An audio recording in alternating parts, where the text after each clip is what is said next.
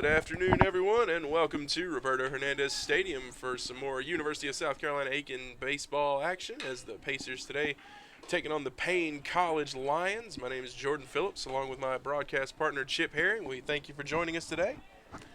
Looking forward to it. Pacers 6-2 on the season. Paine College 2-6. So, tale of two cities here in this afternoon's matchup. And getting the start today, his first start as a Pacer is Jamie Moreland. He starts out with a 0-2 count against Kendrick Elder, the leadoff man for the Lions today. That one a little bit off the plate, a little outside for ball one. Elder, the center fielder for the Paine Lions. And that one catches the outside or the inside corner of the plate rather for the third strike. Yeah, that was a good-looking pitch by Moreland. Moreland changing the speed and the location of that pitch. Caught him staring. Yeah, it was a really nice pitch. Nice inside there. Beautiful day here. A little overcast. Well, I take that back. A lot of overcast, but it's like 70 degrees. So 70 degrees and no rain is beautiful in my book. Big swinging strike there from Fentress Henderson, the third baseman for the Lions.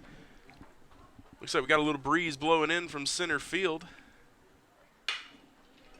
And that one just over the head of Langster at third. That's going to be the first hit for the Lions today.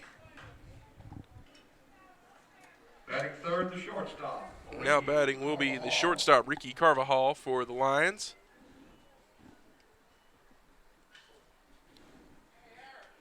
Ricky Carvajal batting .367 on the season.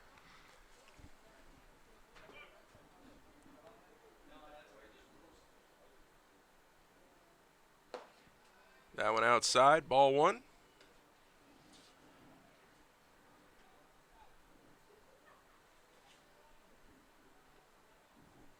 Moreland keeping an eye on that runner at first.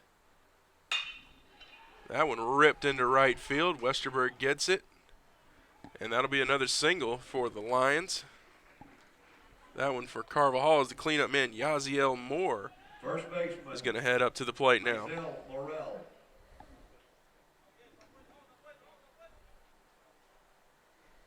Morel batting .344 up to this point. Runners on first and second for the Lions. Moreland worked himself into some trouble here early. See how he changes up his pitches now. That one outside in the dirt, ball one.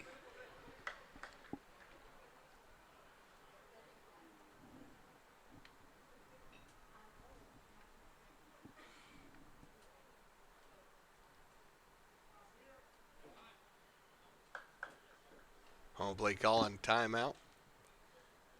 Moreland getting behind his batters a little bit early. He's going to want to change that if he wants to reverse the fortune of his day of pitching. That's a good looking pitch there. Nice paint of the top right corner of the strike zone. Good pitch from Moreland for strike one. 1-1 the count now.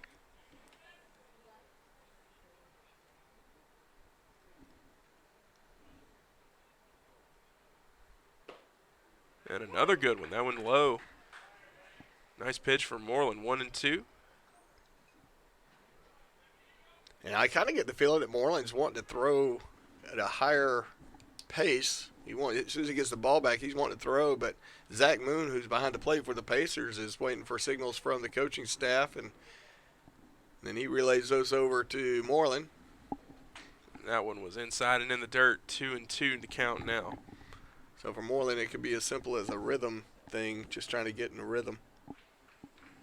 His throwing looks good. He's hitting his spots well. Popped up.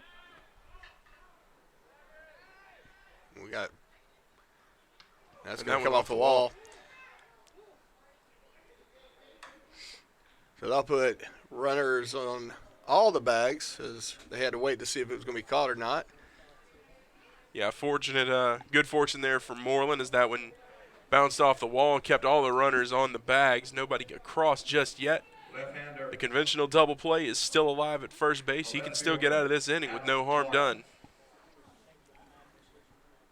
Not the start to his day he wanted, but Right? he can still get out of it here with little to no damage. As Adam Martin, the left fielder, is up to bat now. He rips that one into left center, and Price is going to get that one. The runner tags, and he's going to score. So Henderson comes across for 1 run, but 2 outs now for Moreland. And that's going to bring up Jaron Johnson, batting .292. The catcher, Jaron Johnson. And now Jaron Johnson comes up to bat for the Lions.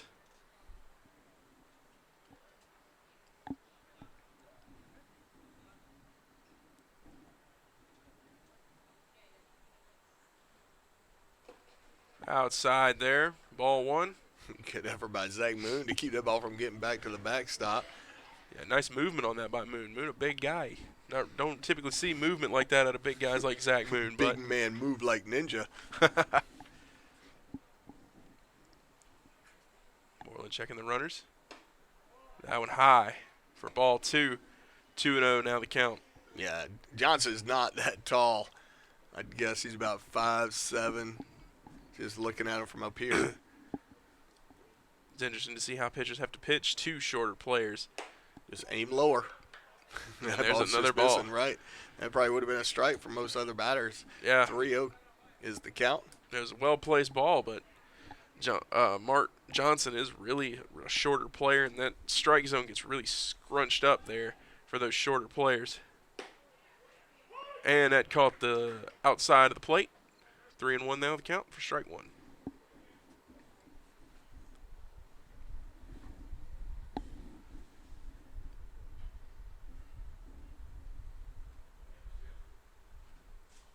And that one offside, and Johnson will take first. So that's Moreland's first base on balls of the Right day. fielder, Gabriel Guzman. And Gabriel Guzman will come up to bat now. I want to say Guzman. That's the Gabriel Guzman. Batting .276 on the season. Moreland's still trying to find that rhythm. And that one missing high for ball 1.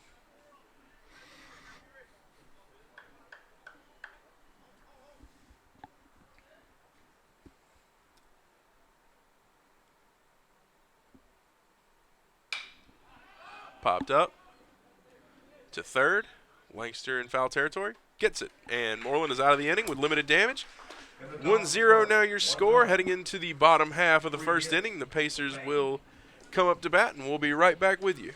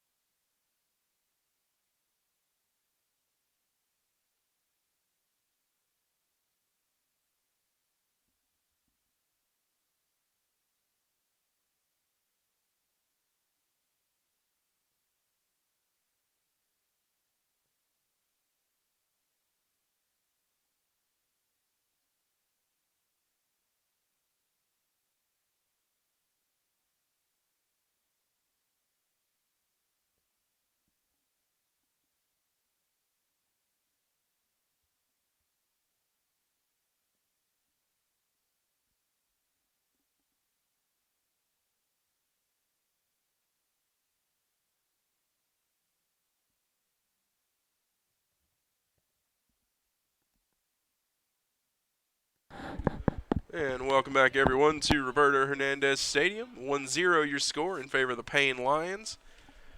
Leading off for the Pacers will be Jose Bonilla, the center fielder. On the mound for the Lions is Hardvis Batista. And Bonilla's batting .419 up to this point. Yeah, Bonilla's been doing well his first season in that leadoff spot for the Pacers. And that one off the plate for ball one.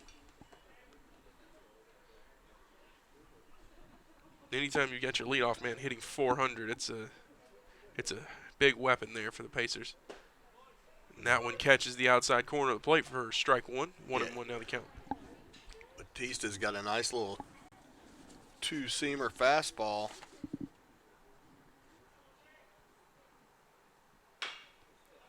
And fouled off at the plate by Bonilla. 1-2 now.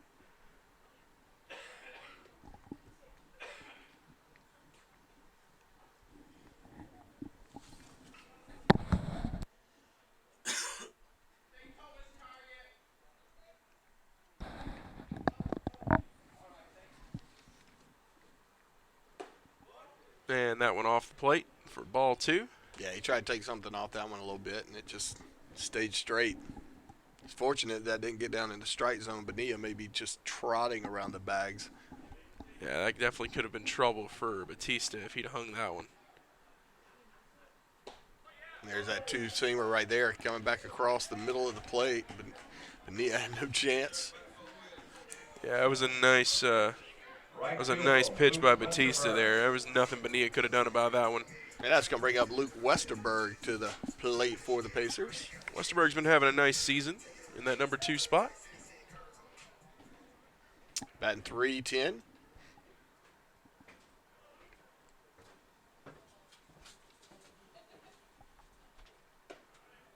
First pitch high and inside for ball one.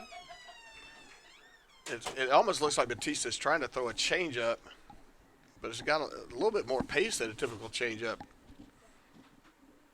And that one way outside. He went back to his moneymaker. Yeah, trying to draw Westerberg off the plate, but you got to bring it in a little bit more than that if you want him to chase. Yeah, and I'm not sure that wasn't an attempt at a two-seamer. It just didn't come back.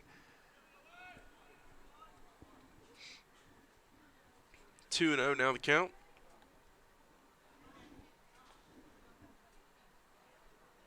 That one way off the plate as well. Yeah, that's him overthrowing. He's just trying to add some pace to his fastball.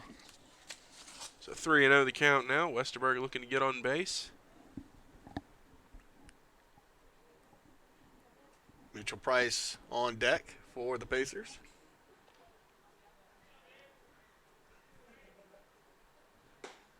And that one catches the inside of the plate. 3-1 now.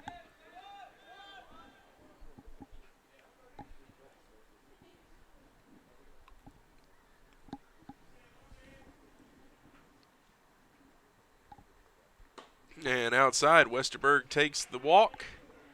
He'll head on to first. And Mitchell Price will be coming up to plate. He's bringing a .217 average with him, but he has had some clutch hits up to this point in the season. Yeah, Price has a lot of pop in that bat out of left field. He's a fast player, but as we mentioned, he can definitely get some hits and knock him over the fence for you if you need him to. He's a really, really talented player with a lot of tools that you like to see out of left field.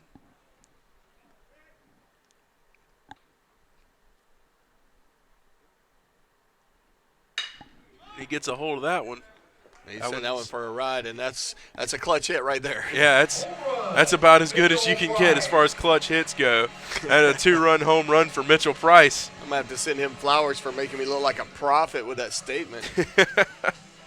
Good hit by Mitchell Price. Just jumped on that first fastball right down the pipe, and they'll be looking for that ball later. And just like that, the Pacers take a 2-1 lead. And, of course, if that wasn't enough for Batista, he's got to face Zach Moon. I was about to say, speaking of home run power, here comes Zach Moon, who's got about as much pop in his bat as you can fit into one. Yeah, and if you just watch Mitchell Price, who's not the biggest guy out there, go yard on you, and then Zach Moon walks up, that's got to make you trimmer a little bit. Just a little bit. And he gets a hold of one, too. And that's gone. And That's 2 back-to-back home runs for the Big Boppers in the Pacer lineup. Moon going yard as well. Look for Moon's numbers. I'm not seeing them. Oh, there they are. He's batted .333. 4 home runs, make that 5 home runs on the season.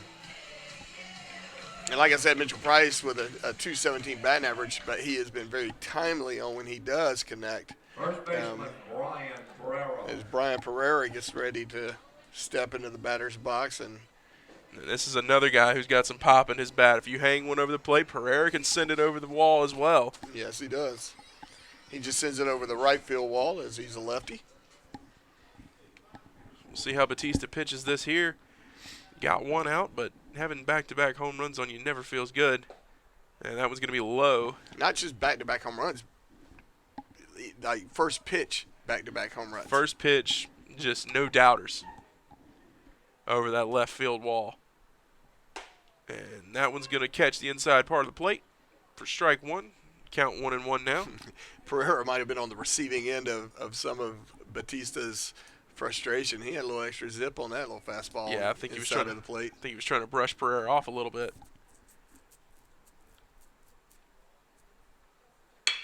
And Pereira gets a hold of that one, but that's going to be hit to the second baseman. Over to first, and that'll be the second out. Now Alex Mills getting his first start today, starting as a DH. Alex Mills.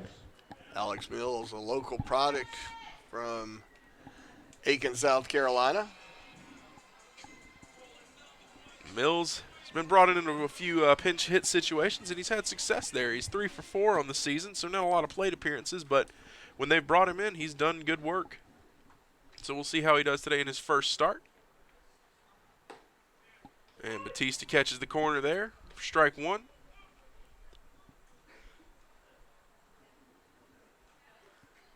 This is where I'd be looking for that 2-seamer, maybe on a little bit more inside of the plate. Kept it outside, missing. 1-1 as you count.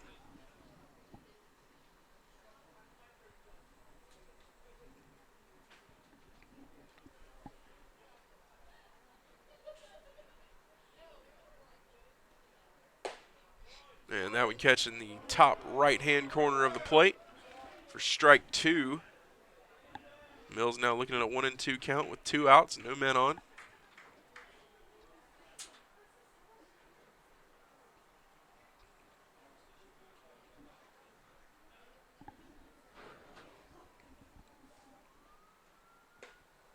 And that one misses low and outside.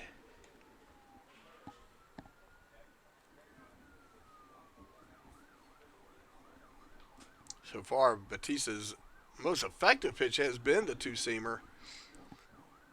But Pacers, if they start dialing in on that, he's going to be in trouble because I haven't seen him really confident with any of his other pitches so far. That one, he tried to change it up a little bit. Yeah, he's been hanging that changeup, that off-speed pitch, high in the zone. And if you're going to throw a changeup, you do not want to hang it. Well, and the pace of that pitch doesn't have a change-up pace. That's what's throwing me off. I don't know if he's trying to slow his arm swing up when he throws. And a big swing by Mills, and that's going to do it for this half inning. Pacers answer quick, and they take the lead 3-1 as we head into the top of the second. And what I'm really saying is he sucks at throwing a changeup.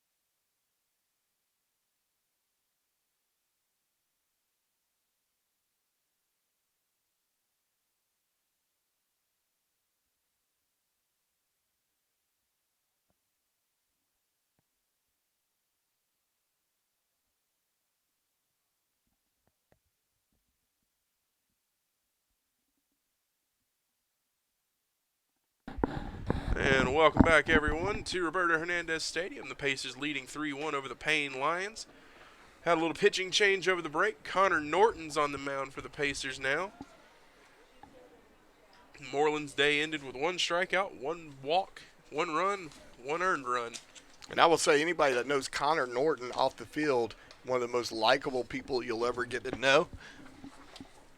Stud out of St. Augustine, Florida. 2-0 the count now for Norton as he's facing Randall Quarles. And that's ball 3 quick to Quarles, the DH for the Lions. Quarles is batting 125. And that's a 4-pitch walk for Quarles. That'll help a little bit. Yeah, Kenny Thomas is not. This isn't really a big surprise. He likes to use pitchers. He may do this every inning, bring in a different pitcher for a game like this. I don't, not to knock Paine. In fact, Paine came in last year and really gave us a run for our money. But this is. These are 2 very different programs, and I mean you can tell. I mean, just the athleticism on the field is there's a big difference there. And again, not Paine College, but this is a whole nother league when they come play USC Aiken. The Peach Belt Conference being what it is, I think it's one of the top conferences in baseball in the country. It's like what the SEC was in football for so many years. But for baseball, Peach Belt's tough, and Paine College is obviously not a Peach Belt opponent, but they're kind enough to come play us every year. And like I said, last year they were within a run or 2 of flipping it, and that would have been a rare time that they would have beaten us. And 2-1 now the count for Brad Dobler, the second baseman. And the runner at second goes. Moon sends that one into center field. Boy, does he have an arm. He will not advance. Yeah, that's a dangerous weapon, that arm, if he can. He one-hopped it to center field. Yeah, that's wow, what a cannon he has behind the plate. Zach is a big man. He throws big. That's not something you'll see on the stat sheet, but wow, what a throw. Zach Moon is from Atlanta, Georgia, I think Snellville, Georgia, and he might two-hopped it to Snellville from here. Yeah. Yeah, he definitely put some heat behind that one. 3-1 now the count to Dobler. And Dobler also the beneficiary of a free pass from Connor Norton. And what you may see, I mean, you've got a team like Paine who doesn't get wins here very often. You see Zach Moon, the catcher, throwing like that. You might want to test that a few times. Yeah, I mean, a lot of ways to manufacture runs out there on the field. Yeah, you come into this match as a member of the Paine Lions, and you got to think, what do we have to lose? Yeah, everything to gain, nothing to lose is. And I'm not saying it's the best place you want to be, but it does make it dangerous for the team that's supposed to win. That's exactly the case.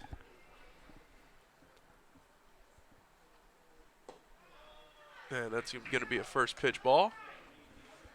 But, I mean, we saw that in the regional tournament for volleyball as Queens was a 7 seed, and they beat, two teams that were higher seeds than them, including number 2 ranked Wingate. Yep. I think they beat they might have knocked out Flagler and Wingate. I believe they did knock out Flagler and Wingate. That one ripped to short. Ammerman to second, over to first, and in time for the double play. Excellent effort there by Ammerman. As a bang-bang play, all the Pacer fans are cheering. All the Lion fans are disagreeing with the call from the field ref or field official. Get ready to go work a basketball game in a little bit. Ref, that'll be a ref. This is an official. Umpire. Blue. Yeah, we're going to have to switch gears fast today, aren't we? Yes, we are. About 5 o'clock, we will be leaving here and racing over to the Convocation Center for Senior Day for Pacer basketball. And Norton looking to work himself out of this jam here with no damage. And that one a first pitch strike right down the middle. some of the Paine College fans saying they've got a video that was not a double play. They've got a good sense of humor about it. Good play, or a good shot, and that's going to bounce off Ammerman. And that was off of Smithers' glove, I believe. I'm sorry, Smithers, another local product out of Aiken, South Carolina. A tea bread from South Aiken. My alma mater as well. Go tea breads. Good hustle, but couldn't quite make a play on it. Yeah, it was a good effort from Smithers there at second, but that's going to bring the score to 3-2 now. As Ricky Carvajal heads up to the plate with Fentress Henderson on first.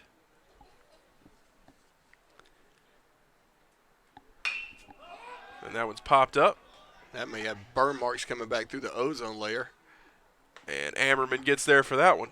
In the top of the second inning. And that'll do it for the top half of the second inning. We're going to take a break, and we'll be right back at the start of the second half of the second inning.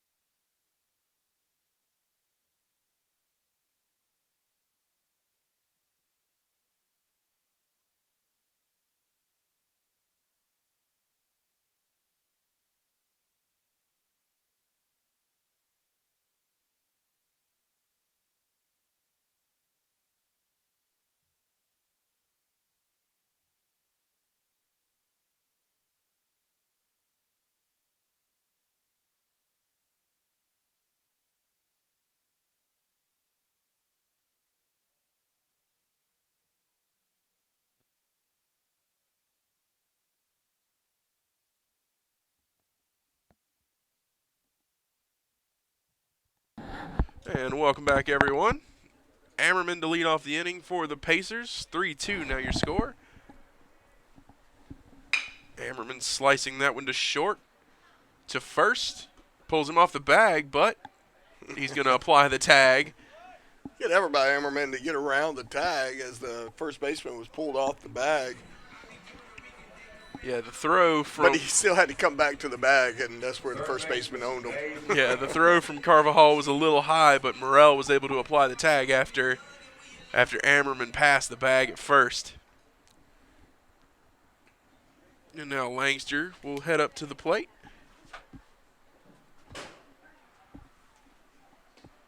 You're going to miss with a slider outside, low and away.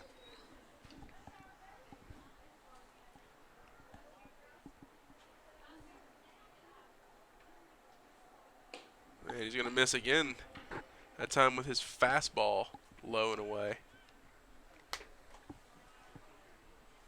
2-0 now the count.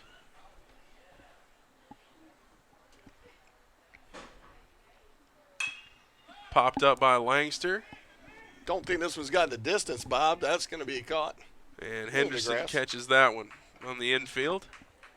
To retire Dave Langster. Number 9, Joey Smithers. That's going to bring up Joey Smithers to the plate for the Pacers.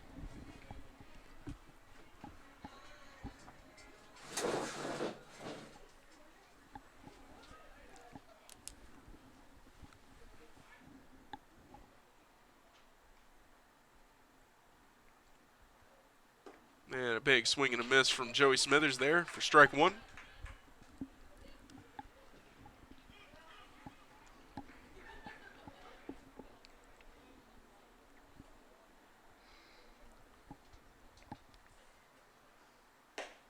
And that one catches the outside part of the plate low for strike two.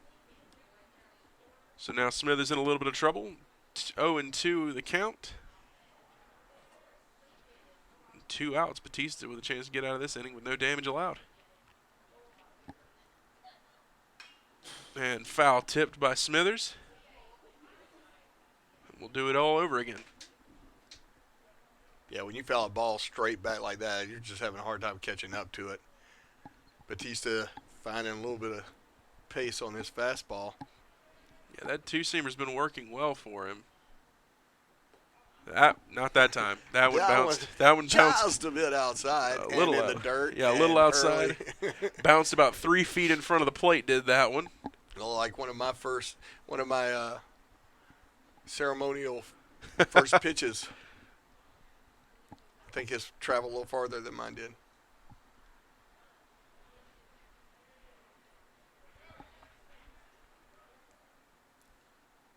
And that one hitting in the same spot. Well, he's hitting the exact same spot, and that's called sniping. Right at the top of the circle. I mean, he's not even getting anywhere close to the plate with those. 2-2 now the count. Yeah, he's trying to put a little extra junk on some kind of a breaking ball there. Deuces are wild across the board.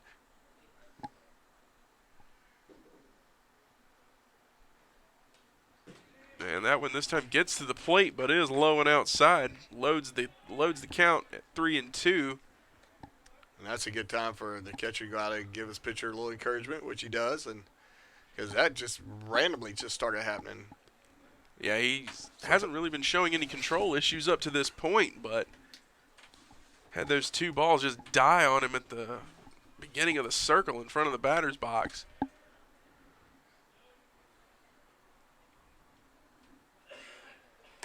That's a good-looking pitch there for strike 3. Just paints the corner to retire Smithers. Pacers go quietly in second. And we'll take a break, and we'll be right back at the start of the third inning.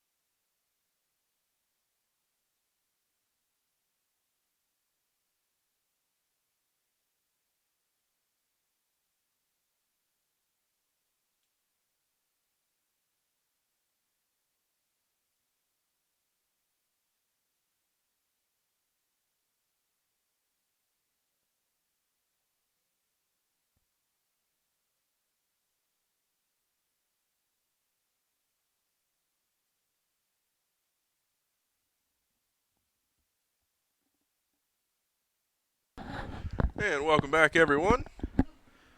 Hunter Dolander on to pitch now for the Pacers. And he'll throw a ball with his first pitch. He's going to be facing Haziel Morel in his first appearance. Morel singled in his last at bat.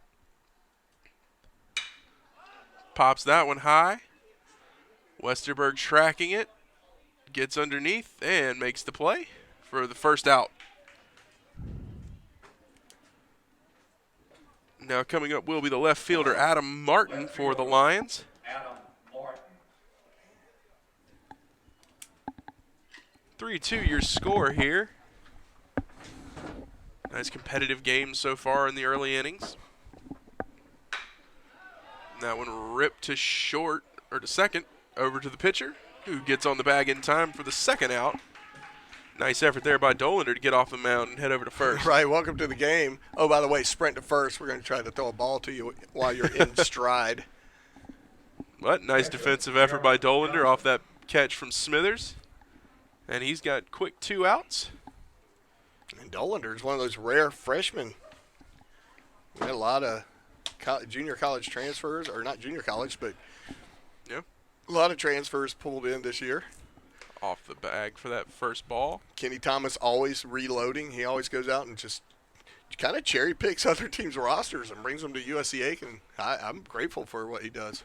Oh, yeah, he is very talented at bringing players in and getting guys onto the Pacers. And somehow that ball ended up, I think, of the pant leg of the home plate official. And Zach Moon has to scrounge around. He's going out there giving Dolander a little, how's it going? They're probably deciding, after the game, we think we should go get wings. We want to do Mexican. We got a lot of options. Maybe even head And over looking to at Condo. Dolander, Dolander is kind of laughing a little bit. So apparently wings or Mexican are not what he's thinking. He may be thinking of something a little bit more hearty, maybe barbecue or a steak. But they've decided, and Zach Moon will head back down to. And maybe they were thinking about Willie Jules barbecue. Willie Jules would be my choice. It's definitely some good barbecue. They are the sponsors of my getting happily fatter. And Jaron Johnson digs in. And he rips that one fouling out of play down the right field line. That's the first strike for Dolander this at-bat. 2-1 now the count. Dolander, the redshirt freshman, as you mentioned, out of Augusta, Georgia. A lot of good baseball programs. Westside High School, Evans, Greenbrier, Lakeside, Harlem, Grovetown. There's a lot of great baseball programs over there in the Augusta area. He drops that one in for a single. Right fielder, Gabriel Guzman. And Guzman will come to the plate. I hear our announcer refer to him as Guzman, which may be correct, but I like Guzman. Guzman sounds good. Rolls off the tongue a little bit better. Chisman. Flew out his last at-bat. We'll see how he does against Dolander. And Dolander off the plate and in the dirt with that pitch for ball 1.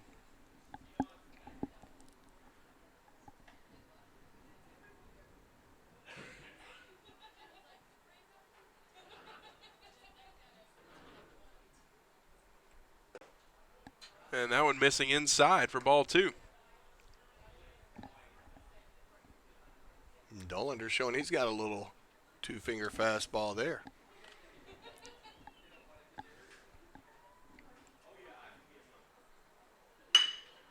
Up the middle. Smithers not able to make the play there. Benil will stop it, and the runners will be at first and second here with 2 outs. As Randall Quarles comes up to The bat. designated hitter, number 26, Randall Quarles.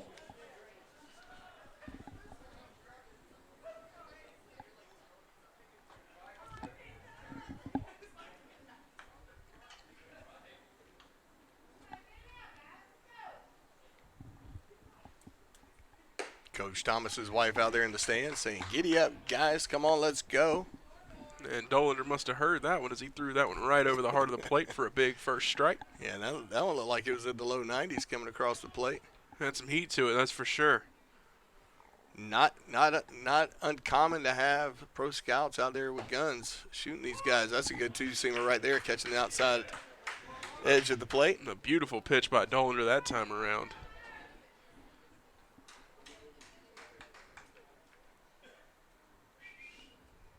It's almost like he found another gear. He's going to step off the bag. Took a second to look back at second. Yeah, you still got to honor the man on second. You don't want to give him too much of a head start in case Quarles is able to get the bat on the ball. And he will. does. Nice Great play by Smithers. Smithers, and good tag out by Ammerman. Beautiful defensive effort there by Smithers to get a hand on that one and flip it over to Ammerman at second to get the out, and that is the third and final out.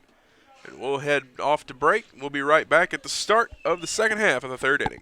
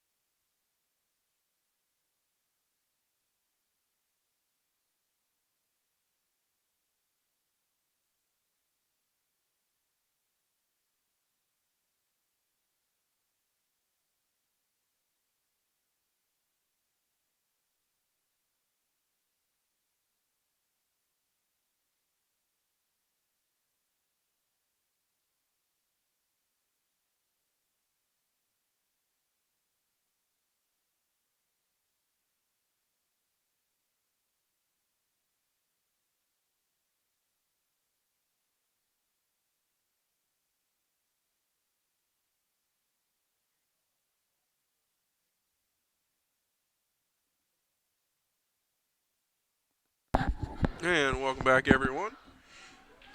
Batista still on the mound for the Lions as the lineup has flipped for the Pacers. Jose Bonilla back up to bat.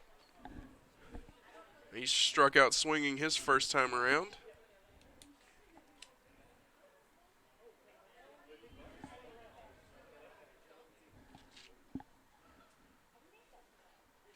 And he's going to take a timeout.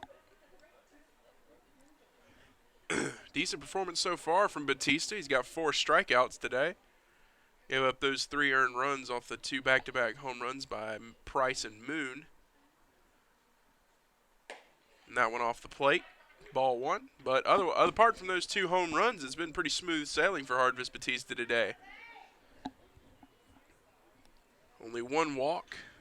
4 strikeouts, as we mentioned. He's had a good day so far. That one off the plate as well. 2-0 now the count.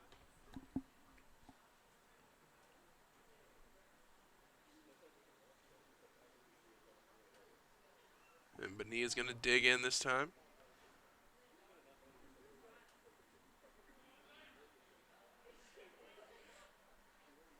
The throw.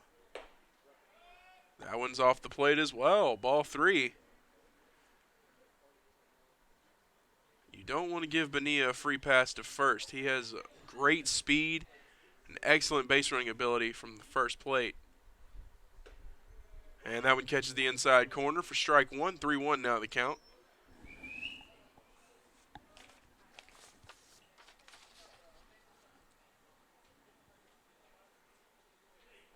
Bonilla with 5 stolen bases so far this season. And that one way inside, and that's going to send him to first with a free pass. That's going to bring Westerberg up to the plate. Right fielder, number 23, Luke Westerberg. Keep an eye on Bonilla out there at first. He has the speed to go, and he will do it in a heartbeat.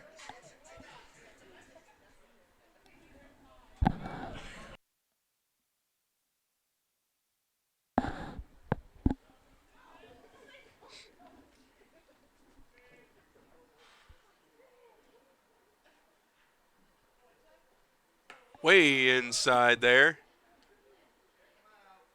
Westerberg unable to get out of the way. That one's going to hit off the top of his helmet. Goodness gracious. But Westerberg seems to be okay. Good to see. And Mitchell Price is going to head to the plate. Mitchell Price. Price with that 2-run homer earlier on in the first inning. We'll see how Batista pitches him here. He's got 2 men on.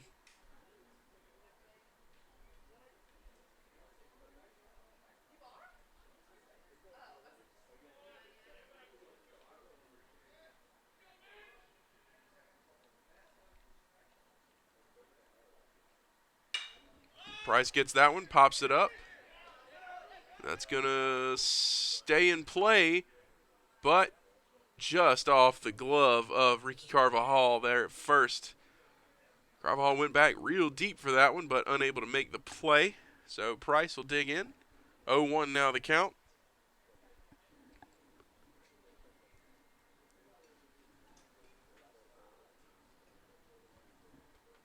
Runners on first and second for Price. As we mentioned, that big 2-run home run in the first inning. Batista probably going to be pretty careful with him here. Throws inside. That one's going to catch the bottom half of the plate for strike 2. 0-2 now the count.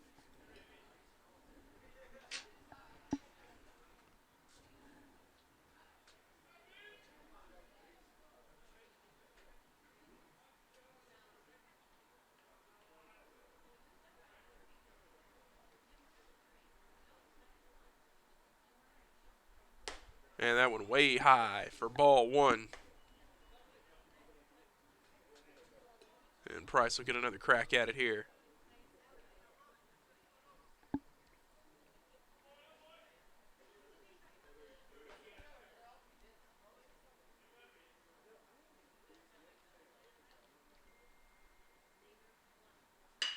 Price gets a hold of that one, pops it up to center and under it.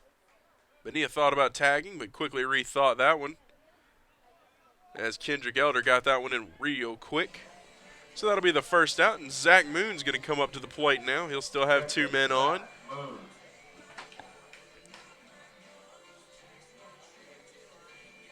Moon also a part of that home run party in the first inning. Hit a solo shot, a no-doubter over the left field wall.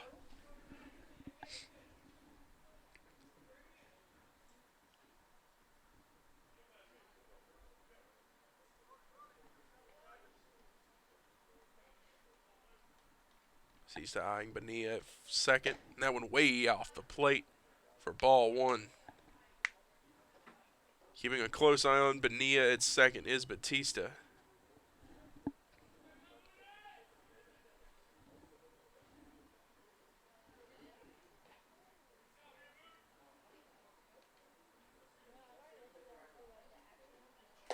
That one also off the plate for ball 2. We're going to see a meeting on the mound here between catcher and pitcher. While that's going on, we'd like to thank a couple of our sponsors, including Aiken Flooring. You can stand on us. Also, Innovative Solutions for all your printing needs. Go see Innovative Solutions. Quality work at a great price. And the meeting has concluded. Moon digs in with a 2-0 count. 1 out, 2 men on. 3-2 the score. The Pacers with the lead. Moon thought about going on that one, but it was a little bit low for his taste. However, the umpire calls it strike. 2-1. Now the count.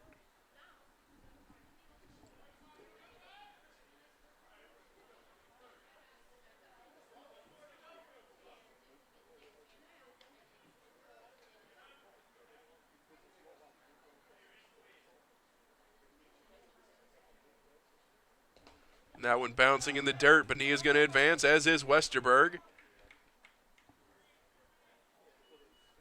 So both the runners move up on the wild pitch. The conventional double play, as my partner Marcus Johnson likes to say, is no longer in play at first. 3-1 now the count to Zach Moon.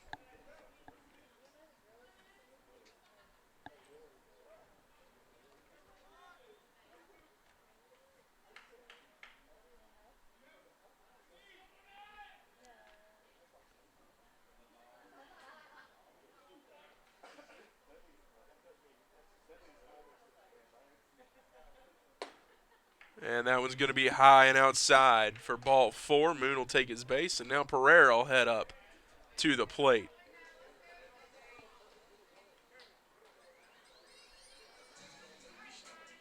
First baseman Brian Pereira.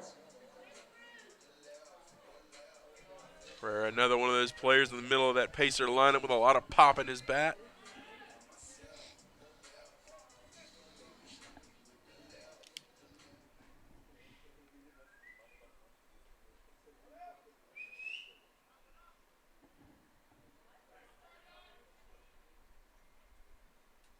Grounded out his last time at bat, and he fouls the first pitch back into the net. 0-1 now the count for Pereira.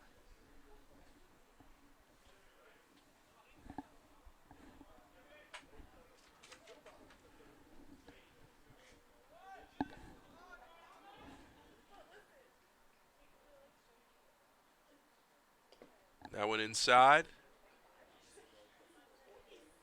Ball 1.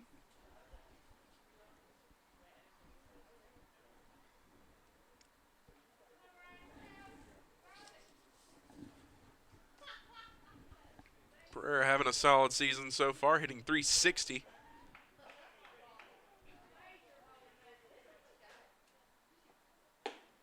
And that one high for ball 2.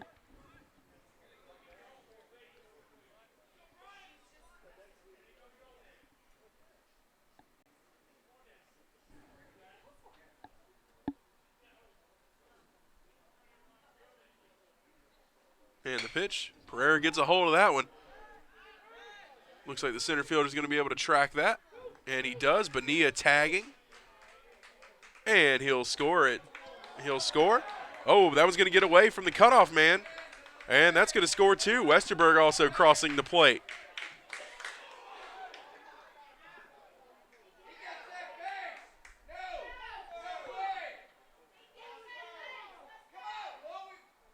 A little bit of confusion here. Moon, I believe they're going to say Moon was trying to tag, but regardless, he's going to be called back to second. Either way, 2 runs are going to score off the sacrifice fly from Brian Pereira. So 5-2 now your score. Moon will stand at second. Alex Mills, the freshman, steps up to the plate.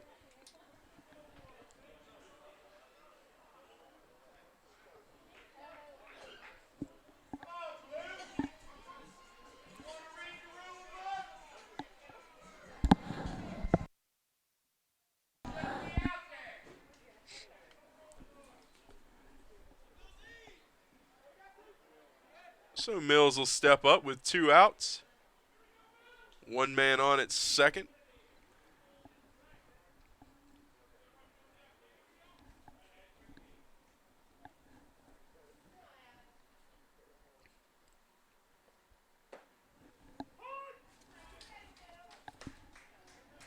And the first pitch a strike.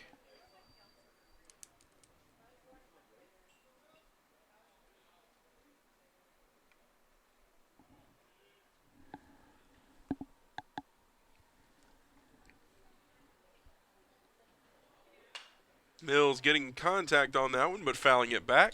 0-2 now the count.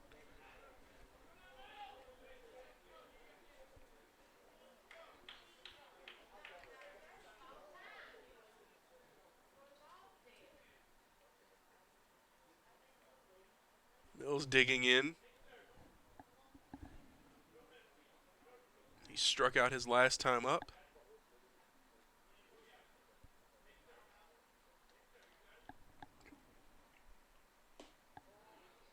And that one low. Ball 1.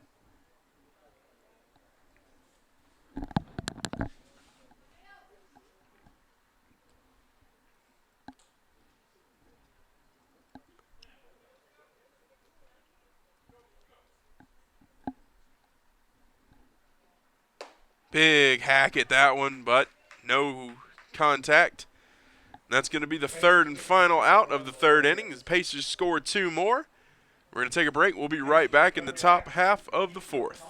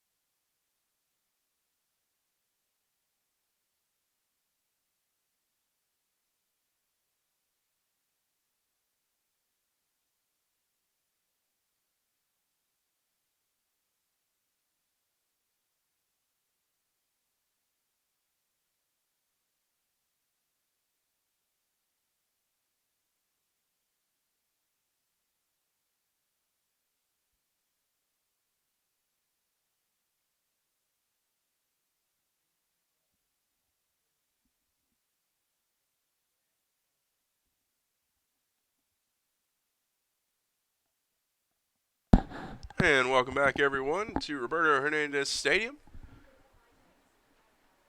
Pacers leading the Paine Lions 5-2 here as William Ard is now on to pitch for the Pacers. Leading off for the Lions is Brad Dobler, the second baseman.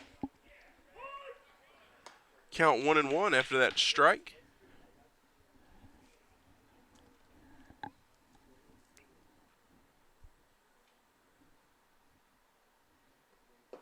And another big swing at that one that was in the dirt. 1-2 now.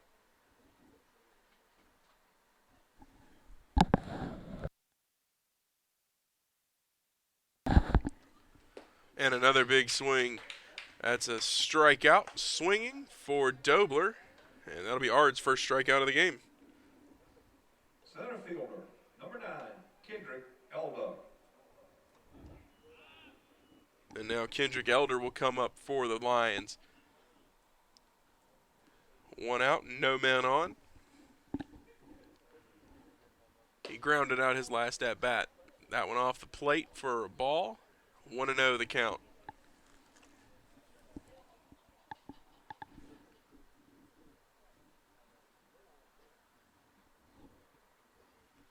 Ard readies to throw this pitch.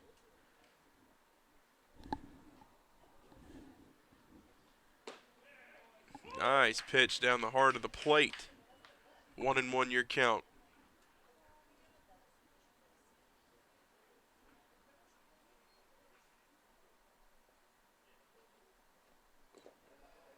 That one a little low for ball 2. Ard, a freshman out of Shiloh, South Carolina. He's had a great start to his season here for the Pacers.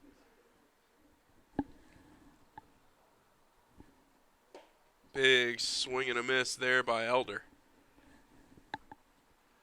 Ard comes into this game with a 1.8 ERA. 2-0. He's got 4 appearances. And that'll be a strikeout for Ard. Another strikeout as Elder strikes out swinging.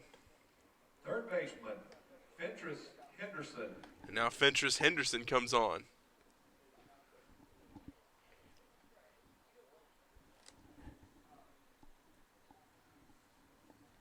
Henderson reached on an error his last time up.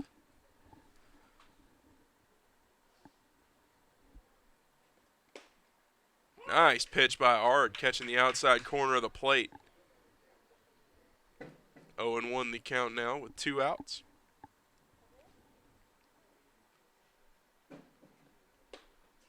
And another swing and a miss for Ard.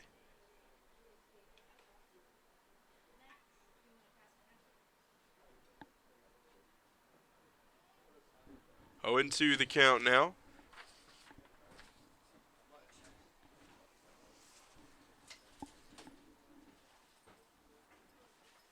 That one off the plate for ball 1. Looked like he was trying to get Henderson to chase that one, but way outside and in the dirt. And that catches the outside corner of the plate for strike 3. And that'll do it for this half of the 4th inning. Lions go quietly at the top of the 4th. We'll head back, and we'll be right back at the start of the second half of the 4th inning.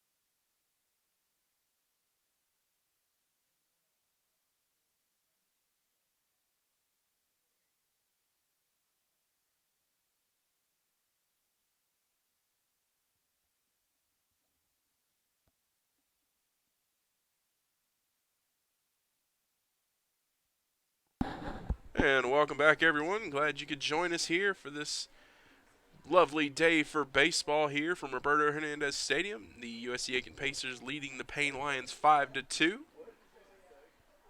Tyler Ammerman leading off for the Pacers as that one is off the plate for ball one.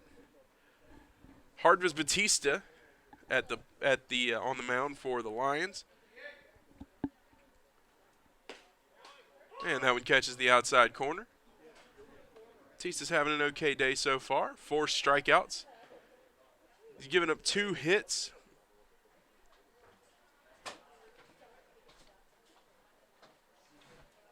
And that one is going to be just off the plate for ball 2.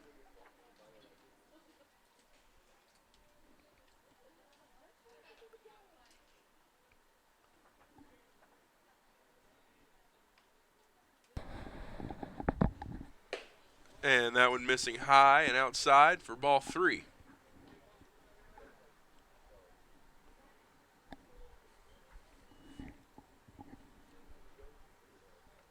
So Ammerman in a good spot now.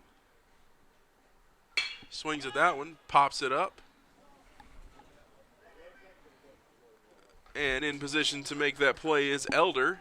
So that'll be the first out for the Pacers. I was just noticing, too, the wind had actually started blowing straight out center field way, and that one got up in it a little bit. That was warning track distance for. Now Langster to bat for the Pacers. Popped out his last at bat.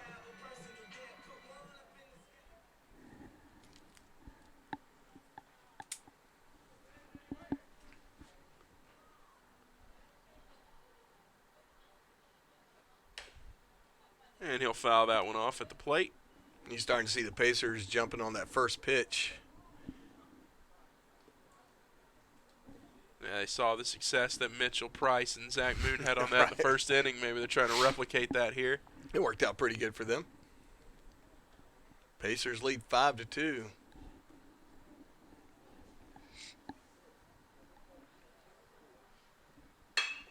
Langster getting a hold of that one. But in position to make the play was the left fielder, Adam Martin. He'll be heading back to the dugout with teammates saying, hit the weight room, Sally. Yeah, that one just shy of going over the wall. And now Smithers will be up to bat. Smithers with a big swinging strikeout in his last at bat.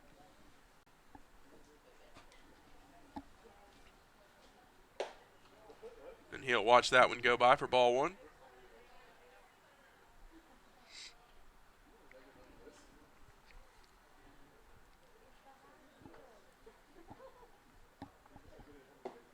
That one also low and in the dirt for ball number 2. Good start to the at-bat for Smithers. 2-0 the count with 2 outs. And no runners on.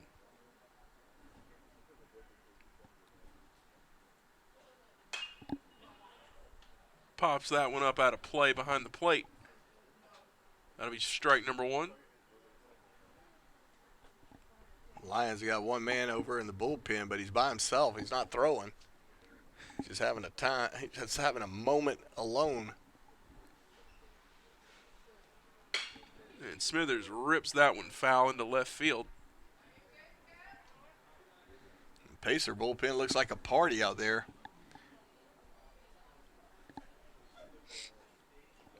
There are more guys in the Pacer bullpen than there are, I think, in the entire dugout for the Lions when they're at bat.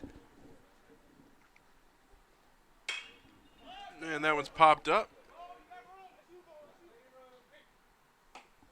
And making the play is Haziel Morel. And that'll do it for this half of the 4th inning. We'll head off to break. We'll be right back at the start of the 5th.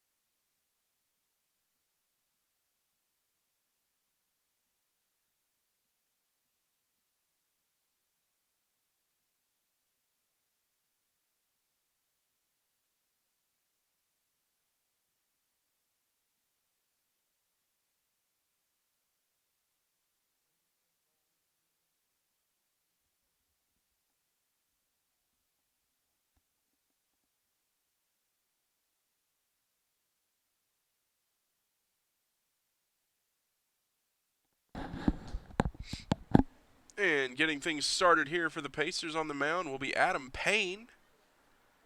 This will be his first appearance this season from what I can see on the stat sheet. And that'll be ball 1. He's going to face off against Ricky Carvajal to get things started here in the inning number 5.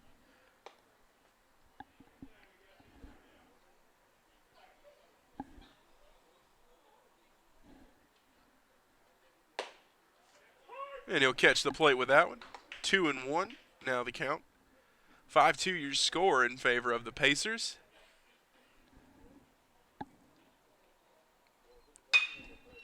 And he rips that one through the gap in short and center.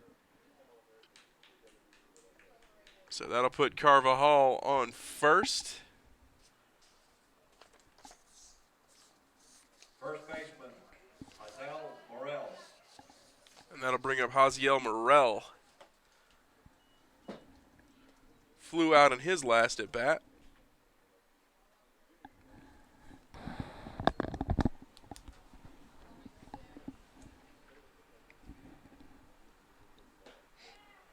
And that a strike for Hain.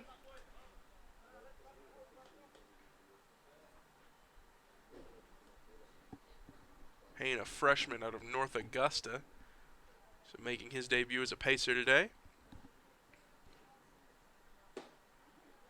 And a strike 2. Nice pitches here in this at-bat. 0-2 quick. Yeah, he's got some nice movement on his breaking balls. 2 back-to-back sliders from, at least that's what they look like from here. Try to sneak that one on the inner edge of the plate, just missed. Yeah, he just missed with that one. So 1-2 now the count for Hain.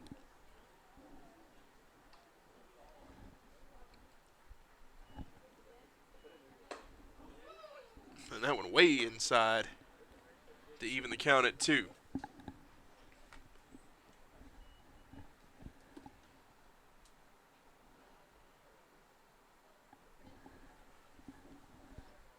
And a big swinging strikeout that time gets Morel. So that's Hain's first strikeout as a Pacer. Congratulations to him. Left fielder, Adam Martin. Martin coming up now. He's hit a sacrifice fly and had a walk so far today.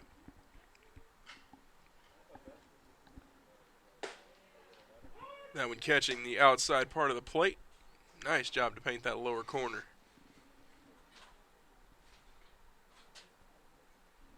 Yeah, he's going to have to be careful with that slider to a left-handed batter. Yeah, really easy to pull. But Mitchell Price on is his going to go horse back, to the but wall. that one off the fence. Price sending that one in. That's a double for Adam Martin. Good piece of hitting there. Got Mitchell Price on his horse, and that ball had a little bend to it. Lefty going to left field. It had a little right to left bend to it, and Mitchell had a hard time adjusted to it. Catcher, Jerron Johnson. Actually got off the wall and bounced past him. Had Mitchell coming back towards the infield to chase the ball down. Fortunately, he's quick enough to keep him from scoring.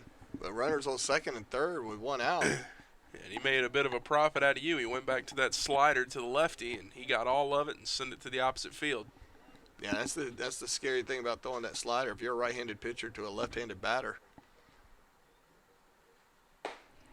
Now Jaron Johnson up to bat. He singled in his last appearance. 1-0 now your count.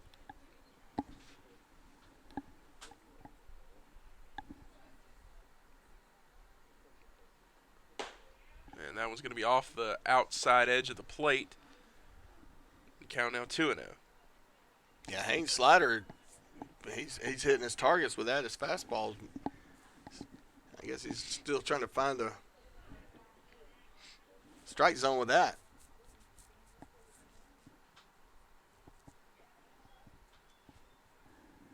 You know, good slider pitcher. He can work in that 2-finger fastball. He'll have that ball breaking in and out on batters, and that could be a lot of fun. Johnson slicing that one. That one drops in front of Bonilla. That's going to score at least one. Now heading to the plate is Martin. And he's going to call him safe. And Johnson's going to take second on that. Yeah, good effort by the base runner getting through Zach Moon. Zach Moon going up against a guy that's equally as big. Zach Moon's unable to hold on to the baseball. Good job by the Lions. Yeah, that was nearly an extinction level event there at home plate. Those two giants Extinction colliding level. at the plate. Yeah, new version of the Big Bang. Right fielder, Gabriel Guzman.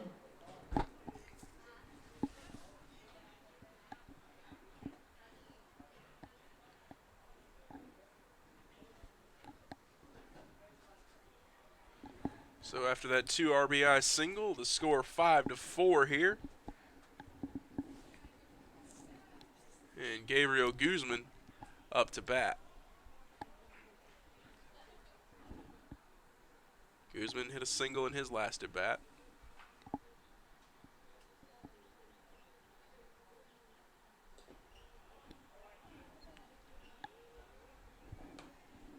Short hop that one did Paine in front of the plate for ball 1.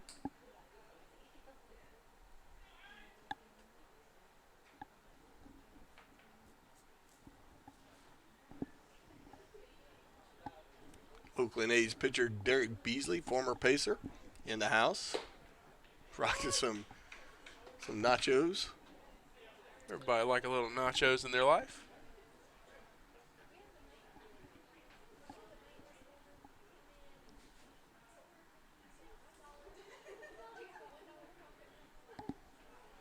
So 1-1 your count. Fouling that one off is Guzman. So 1-2 now with 1 out.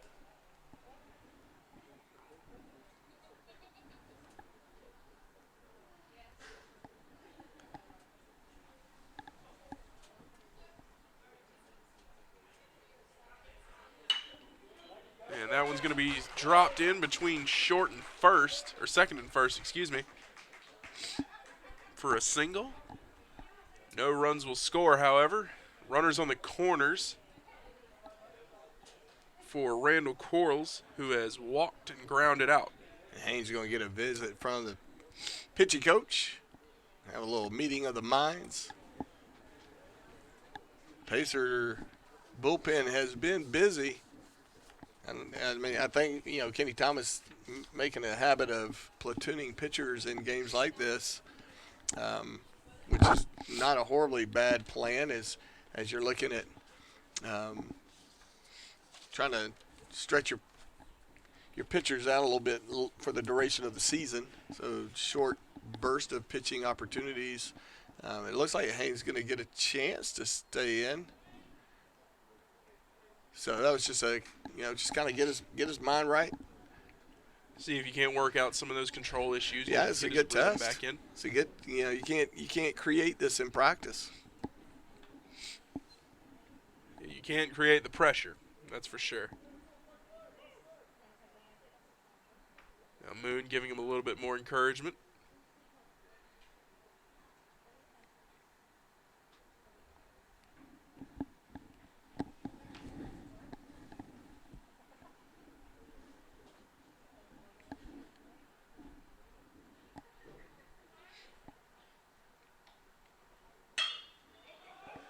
And Bonilla not going to be able to get to that one. Quarles dropping that one in shallow center, and that's going to play to run and tie this game at 5.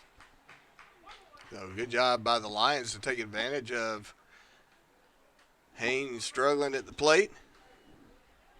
You're seeing a little bit more urgency out there in the bullpen for the Pacers. And now Brad Dobler will be up to bat for the Pacers. He has walked and struck out today.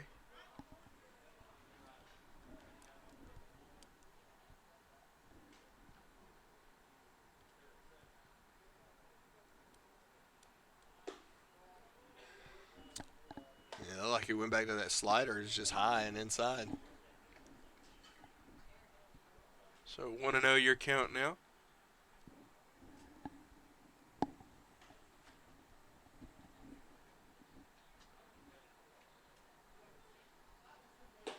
Big swing and a miss by Dobler that time. Yeah, he fooled him with a fastball there. So that'll knock the score up at 1.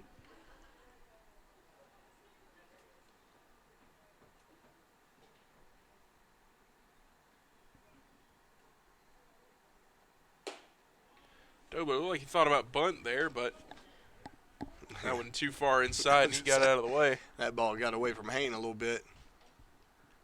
So 2-1 now the count. 2 men on and 1 out.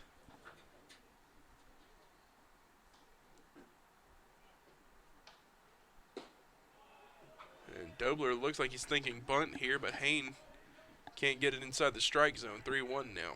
And this may be the last batter Hain faces, almost irregardless of what happens.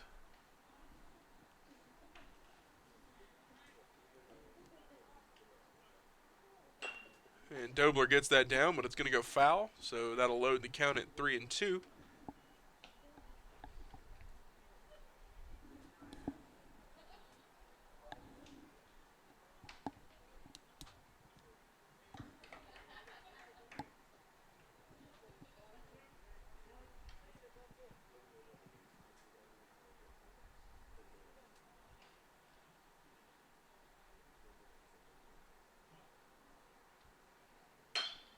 And Dobler rips that one foul and down the left field line.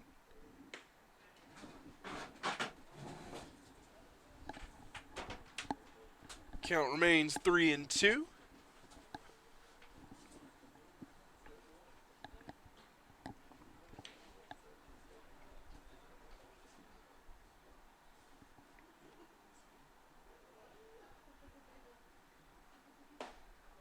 And that's going to be a walk.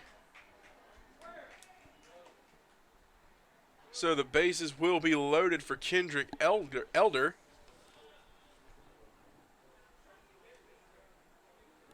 Who has struck out twice and also hit to a ground out.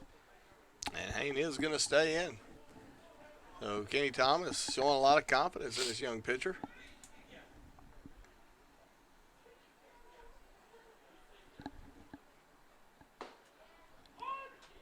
And that's going to be a strike. First pitch strike. That could be good for Adam Hain's confidence.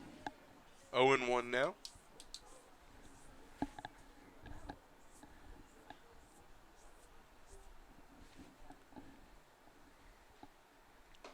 And that one high and inside for ball 1. A tendency for a lot of these young pitchers is to try to get on a steady diet of what you're most comfortable with, and his slider seems to be the pitch he's most comfortable with.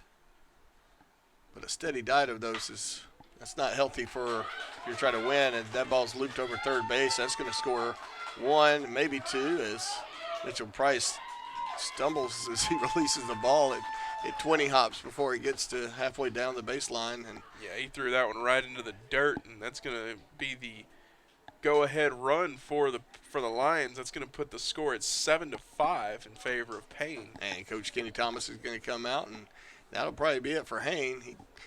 Valiant effort, but not what he was hoping for, I would be willing to bet. Absolutely not. And while the pitching change is taking place, we're going to take a break, and we'll rejoin you very shortly.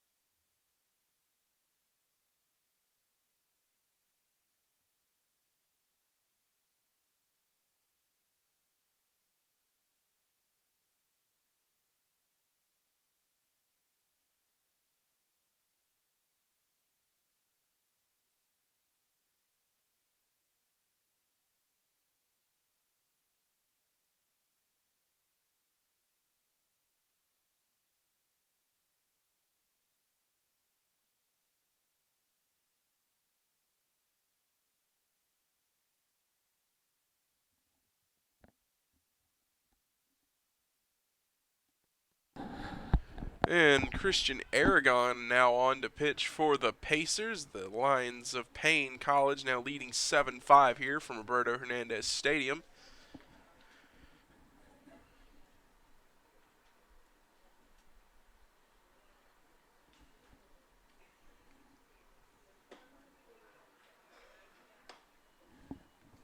And that's going to be a ball for the first pitch from Aragon. And Fentress Henderson is the batter. So a 5-run top of the 5th for the Lions has led to this lead that they now have.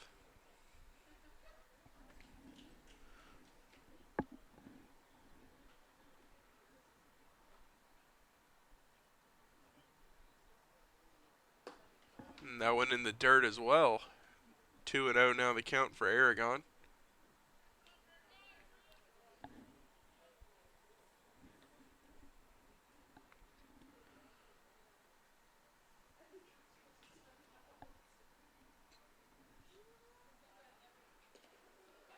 And that one also low. 3-0 now the count.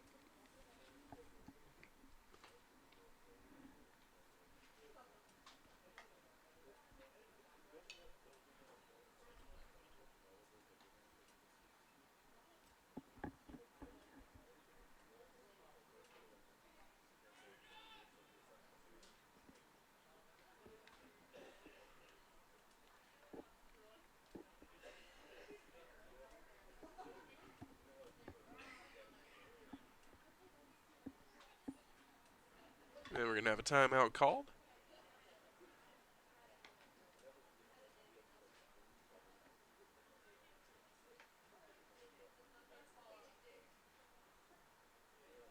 And the pitch. And that one's going to be inside. A 4-pitch walk for Fentress Henderson. Not the way you wanted to get things started off if you're Christian Aragon. But no harm done yet. You got guys on first, second, and third. And Ricky Carvajal coming up. He's 2 for 3 today, but he does have a ground out already.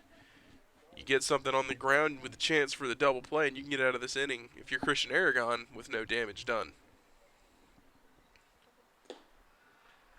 And that one's going to be low for ball 1.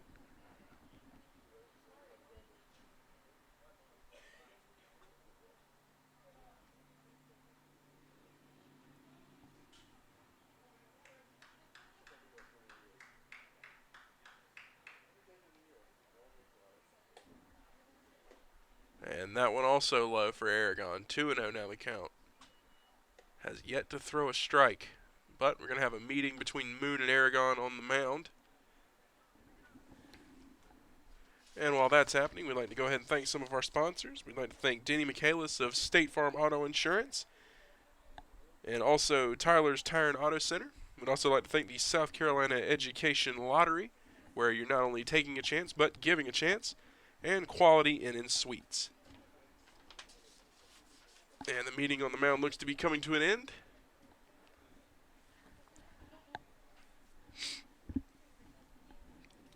Two and 0 the count after that meeting with 1 out, 3 men on. And a timeout taken by Carvajal.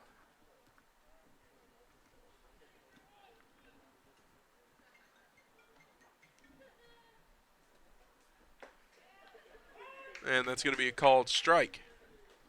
2-1 now the count.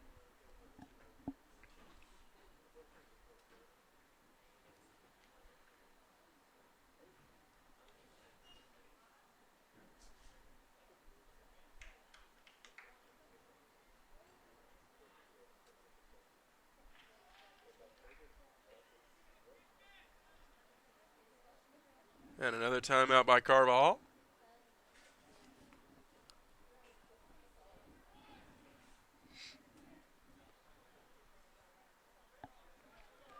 And now we're going to have a meeting between Moon and Aragon once again. Looked like a little bit of miscommunication between pitcher and catcher on that one. Couldn't quite decide what they wanted to do.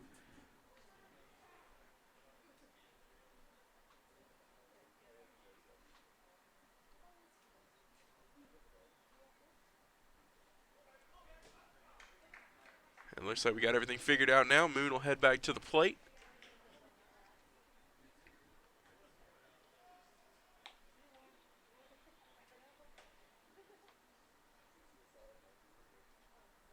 And the pitch.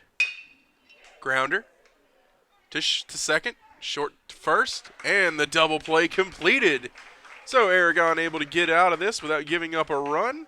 However, the Pacers do surrender 5 runs in the 5th inning. 7-5 is now your score as we head into the second half of the 5th inning. We'll be right back.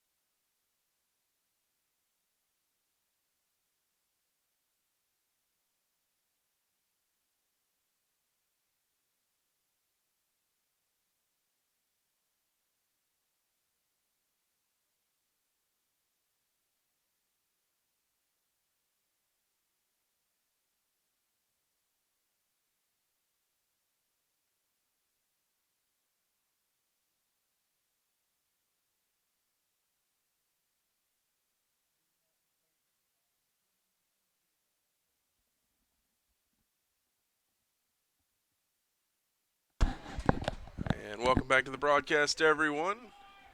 Leading off this inning for the Pacers will be number 4, Jose Bonilla. Bonilla has struck out and walked today. Shows bunt, but he's going to foul that off at the plate for strike 1.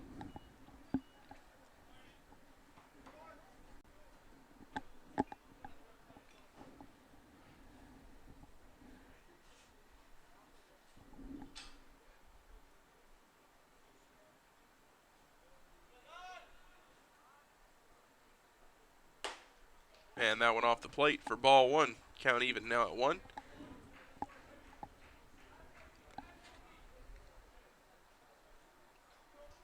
Batista actually doing a good job holding the Pacers to 2 hits. It's not something many pitchers can say. And Bonilla hits that one. Make that 3. And that one's going to go past the outfielder. It may be a triple. And Bonilla is going to try and leg this one out, and he'll make it to third for the triple. Good piece of hit by Bonilla. I hope I didn't. Well, as a Pacer commentator, I guess I'm not bad. If I did jinx Batista, so be it. But well, to that point, Batista's done really well. He gave up the 3 runs in the first inning, and the Pacers have scored 5, but the 2 in the 3rd inning were not earned. So he's done really well this game, controlling this hot hitting Pacer offense. Well, and he's doing really well by mixing his pitches up, his locations. He's changing the height of his pitches. And you are going to see a gentleman joining the young man out in the bullpen for the Lions. Get some throwing in, start loosening up some arms. I believe that's Richard Marte out there. Marte, a 6'2", 205 senior from Santo Domingo, Dominican Republic. That pitch missing well outside to make the count 2-0.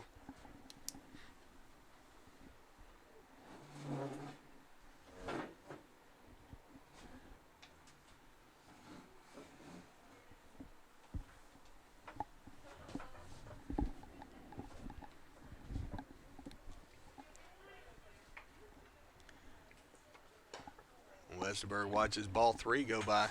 Westerberg now with a 3-0 count, looking at getting his third walk of the day. He was hit by a pitch earlier and then walked in the first inning. He was all right. It glanced off his helmet. Safest place he could get hit. As he watches ball 4 go inside.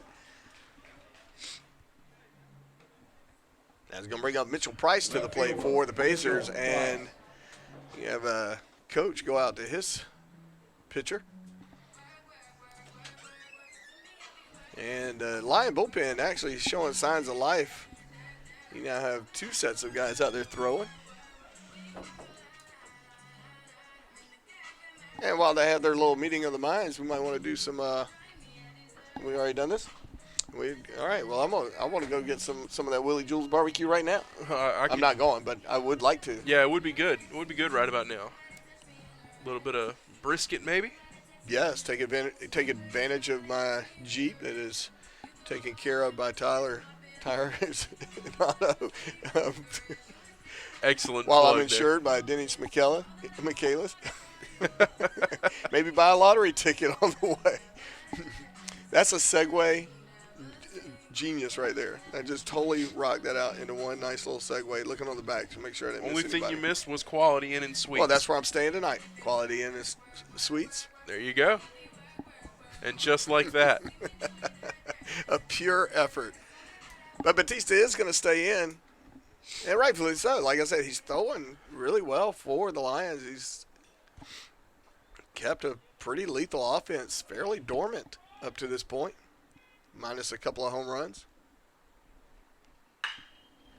And Price But- ripping that one foul. You could tell when you foul a ball like that, they're starting to zero in on your stuff, and so the coach of the Lions is not unwise to have his bullpen out there hopping a little bit. Yeah, that one nearly hit a couple of softball players, I believe, out there in the bleachers. Nah, they're softball players. They can handle it.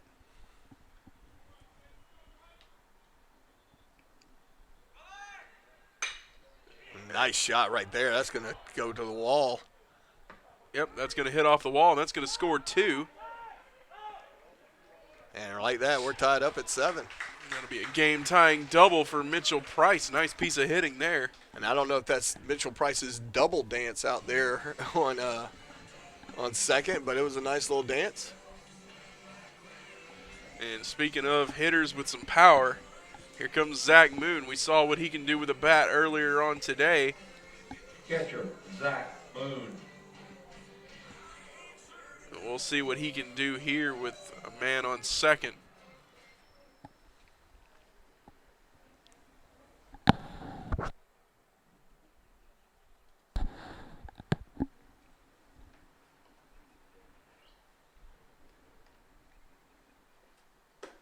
That one high and inside for ball 1. Yeah, Zach Moon could probably tell you what that ball smelled like when it went by. He only had a split second to inhale, though. And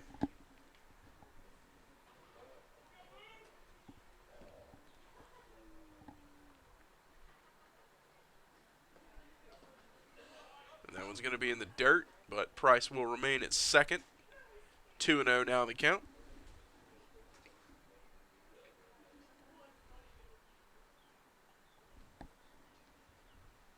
But he's not a very big guy.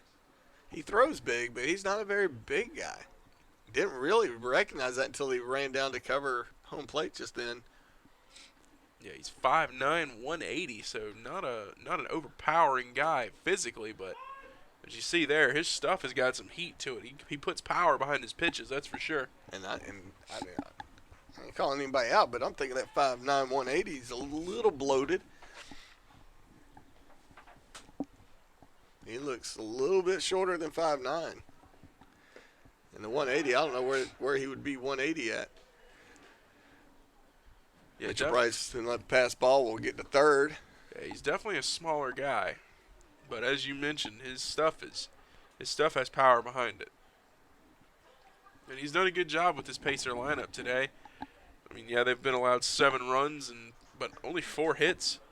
He's walked a few batters, and that's got him into trouble a couple times. But, I mean, if you can only allow 4 hits to this lineup, you did something right.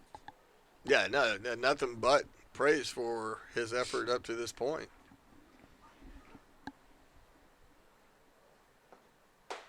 And that one inside on Moon, who will take his base. So Zach Moon walks. And we'll have I believe that's our first moonwalk of the day. No, that's our second moonwalk of the day. Runners on the corner. And now Pereira will head up to bat. And now we're going to see a pitching change for the Lions. They've had plenty of time. A little gathering at the mound to give Batista his appropriate amount of applause, and rightfully so. He's had a heck of a day out there keeping this offense fairly at bay in hits anyway. I mean, Pacers able to score, but there isn't, on that error, the lone error of the day. And so while this pitching change takes place, we'll be right back. We'll take a short break, and we'll rejoin you once the game resumes.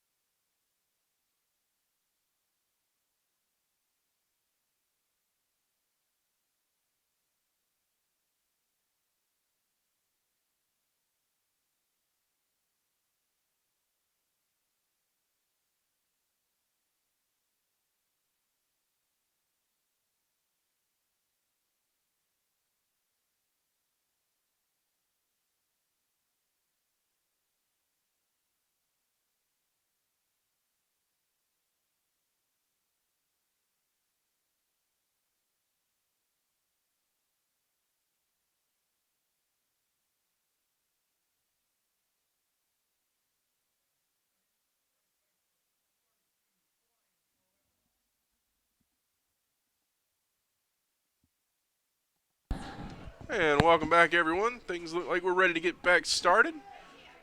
Pereira will be batting for the Pacers. Pitching's change as Richard Marte steps onto the mound for the Lions of Paine College. Marte, a righty, 6'2", 205 out of the Dominican Republic. And that one low and inside for ball one.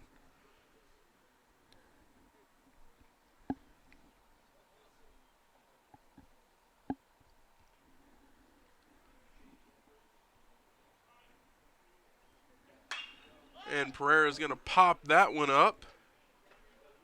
Carvajal comes in, and he's going to get that as Moon scampers back to first. And that'll be out number one. And that'll bring Alex Mills to the plate. Designated hitter, number 12, Alex Mills.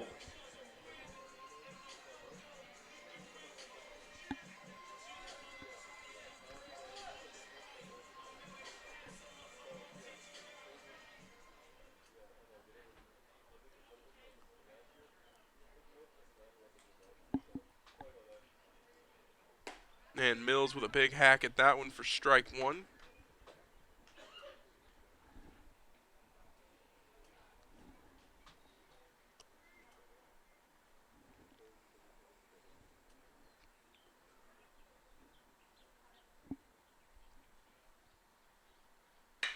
And he gets a hold of that one and rips it into left field. Moon's going to head to third. Mills is on his way to second. And that'll be a double for Alex Mills for his first hit of the day. Nice job by the freshman.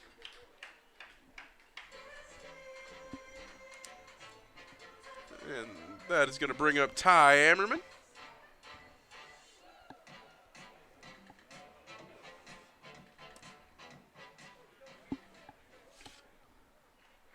Shortstop, Tyler Ammerman.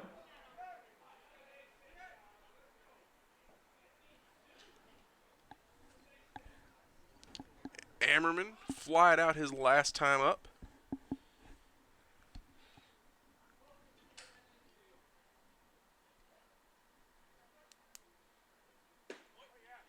And that catches the plate for strike one.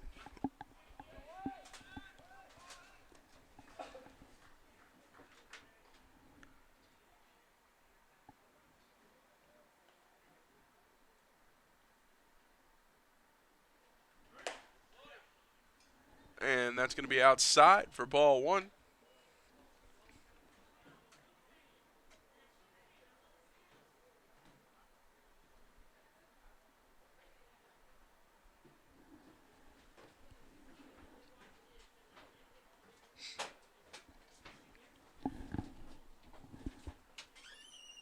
And that went off the plate as well, way outside for ball number two.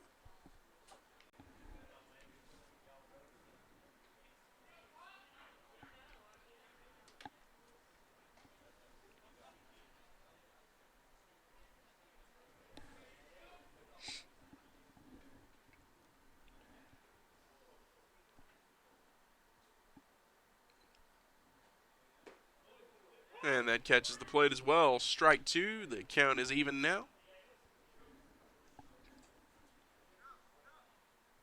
Runners on second and third for Ammerman.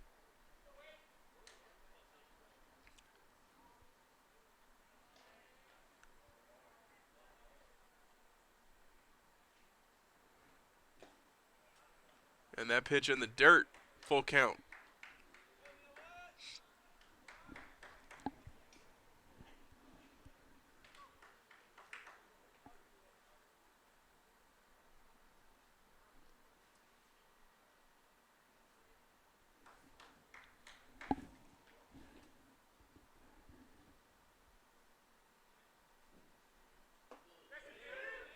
And they're going to say Ammerman went around on that one.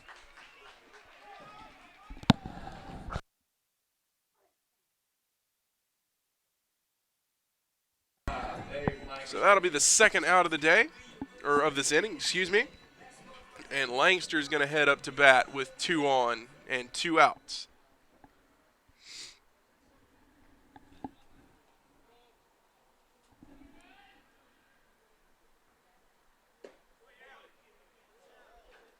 That's going to be low for ball number one.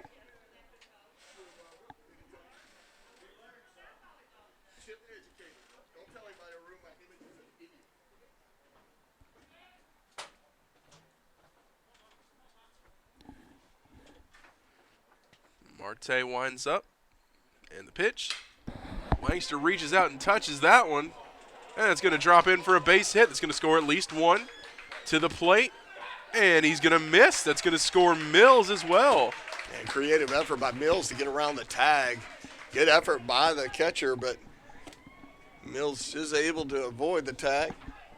It's a nice little hit for Langster. He just reached out and barely tapped that one and dropped it right in between second and right field. Second baseman, number 9, Joey Smithers. Another former USC Aiken former baseball player, Sean Miller, in the house.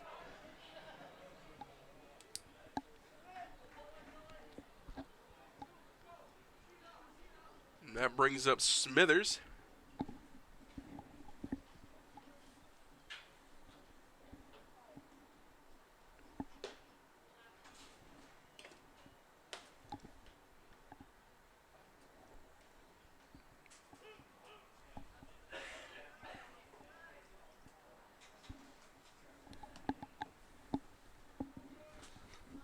One and 0 now the count.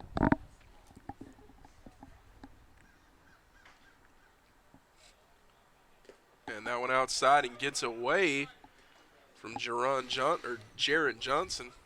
But it's going to hold the runner at first.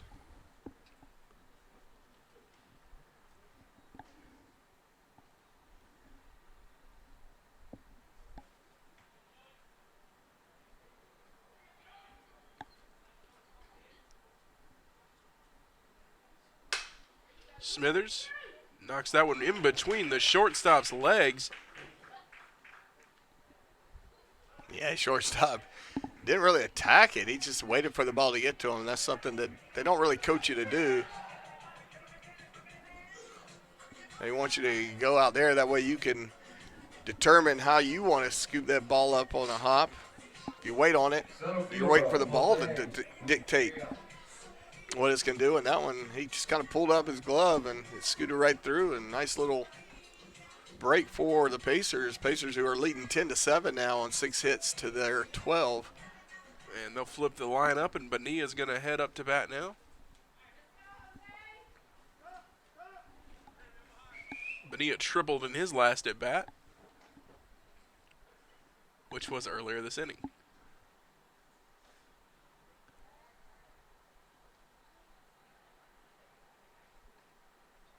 And Marte is going to step off the rubber.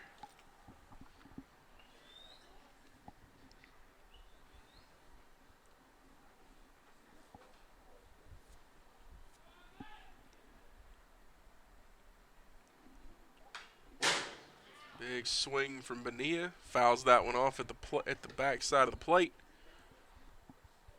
Yeah, and I'm not sure that wasn't a defensive swing. It looked like he was using a 9-iron. Yeah. I think he was trying to dig that one out, but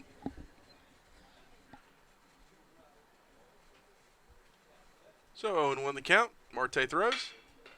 Bonilla hits that one to second, fumbles it a little bit, but gets it over to first in time for the out. And that'll do it for the 5th inning. We'll rejoin you at the start of the 6th here from Roberto Hernandez Stadium. 10-7, the Pacers lead.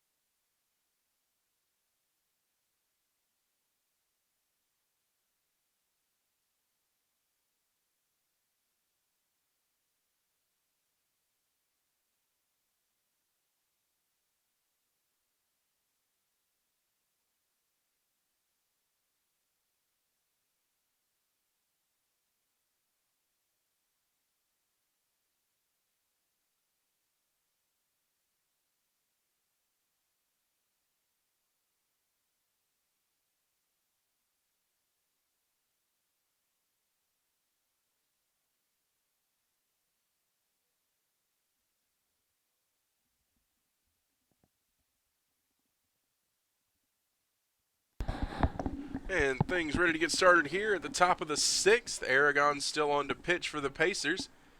Got a new man behind the backstop for the Pacers. Charlie Padilla is going to take over. Batter had never stepped into the box. I don't know where the confusion came there. Yeah, that was a little bit of a weird exchange. Well, extra warm-up pitch. Oh, that's going to be ball 1. And Morrell swings and misses at that one. Count even at 1 now.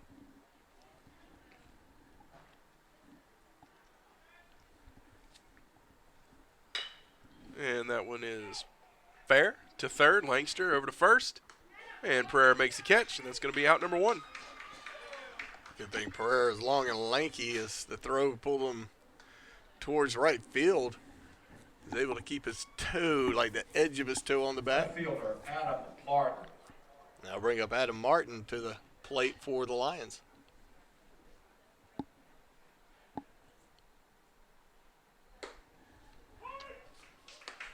That's going to be strike number 1. Yeah, long and lanky, like you mentioned. Brian Pereira built similarly to the first baseman for the Atlanta Braves, Freddie Freeman.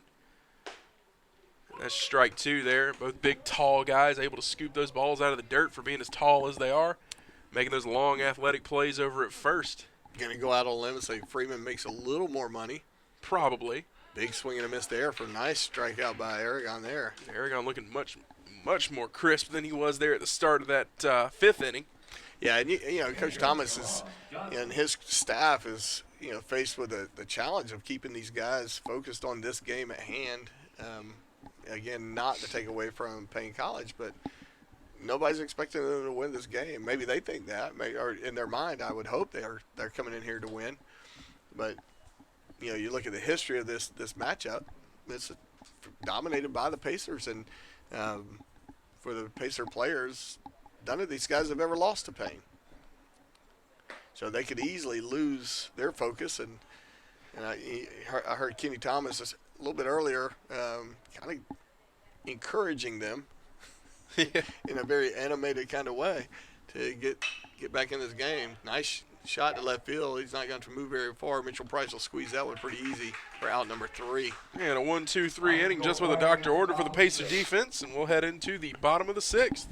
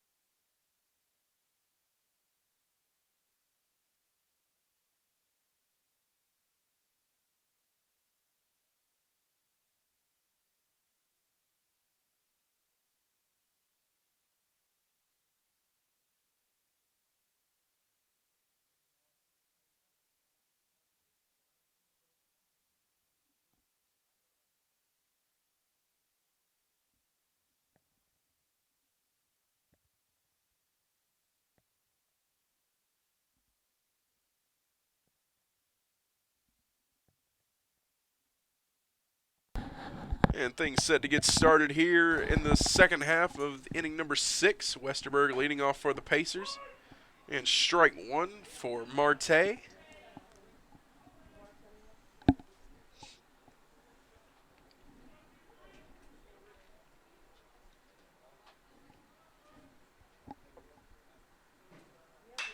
Westerberg gets a hold of that one, and he's going to not be able to get it into play.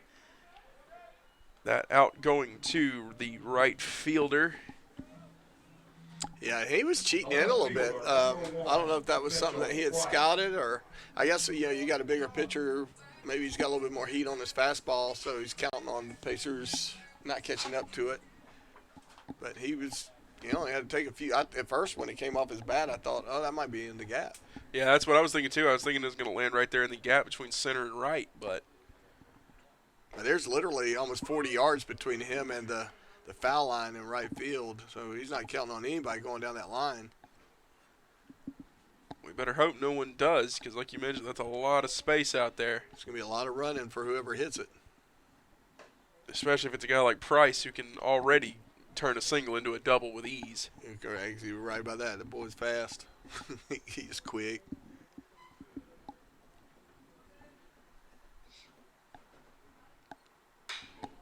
And Price smacks that one out of play. Boy, he got all of that one, didn't he? He's just reminding you, I can go yard if I need to. I don't have to use my speed. I can trot. Yeah.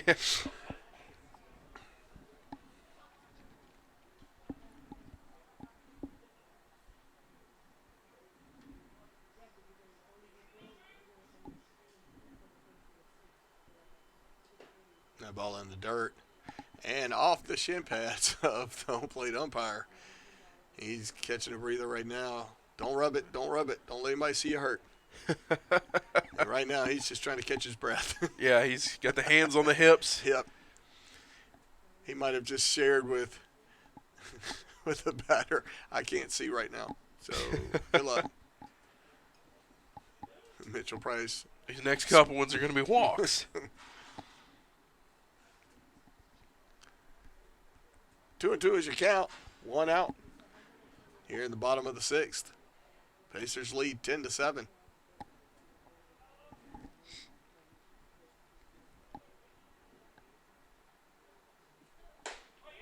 And that one off the plate.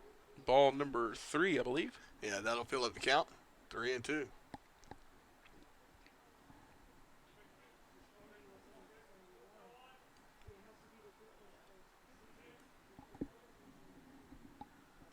And the pitch. Price ripping that one foul. We got a lot of that one as well. And Price, the pitch prior to that was a fastball, and that one was a slow, I'd call it like a slurve pitch looking. A lot less pace on it. Price waits on it. He is trotting around the bags.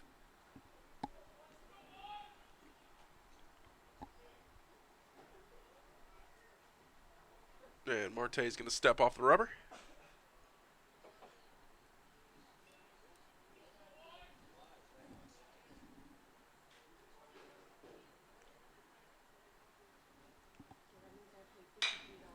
And another foul ball from Price. Good effort by the third base coach to get that one, but had a little heat on it. Yeah, skimming off the top of his fingertips. Yeah, He's going to rub those out a little bit. Yep, stung him a little bit. Oh, yeah. Might have to see the trainer after that one.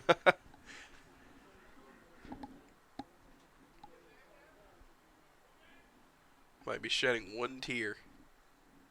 There's no crying in baseball. And that one inside, and Price is going to take his base.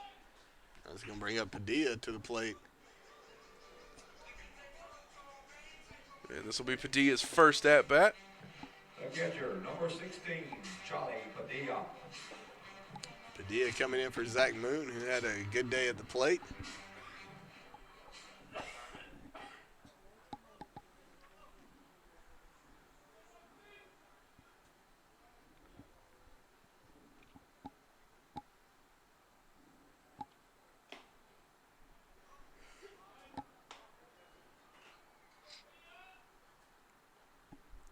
Charlie Padilla out of the Atlanta area, up in Lawrenceville, Georgia.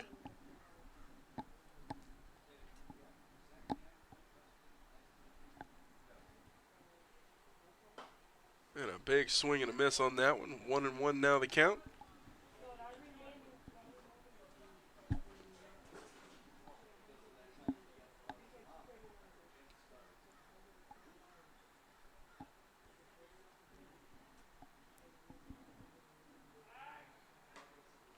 Snap throw to first, not in time. Mitchell Price easily gets back. Yeah, they're going to want to keep an eye on Price over there. He's got a lot of speed at first. Yeah, you can't just give him an extra step. It'll cost you. And he's going to take second, or try to. And he's going to be safe. So credit that a stolen base for Mitchell Price. Yeah, I'm not sure. Price's helmet clocked with something. I don't know if it was. He got bonked on the head a little bit there. But if the second baseman was wearing a helmet, I would have sworn that's what it sounded like. Two helmets colliding, but Yeah, I think it was the glove of the second baseman, Dobler.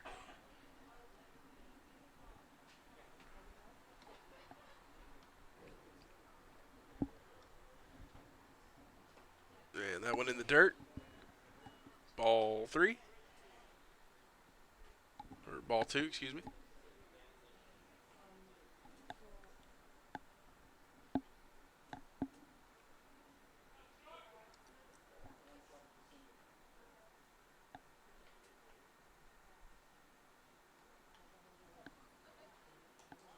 And that one's going to skip to the backstop.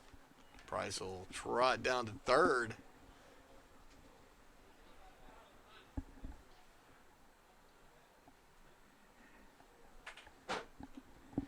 They'll exchange baseballs. That one might be a little scuffed up. And your count is now loaded.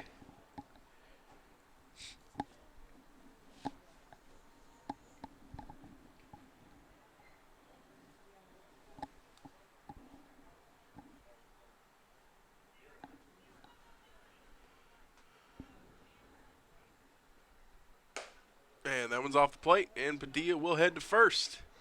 So back-to-back walks.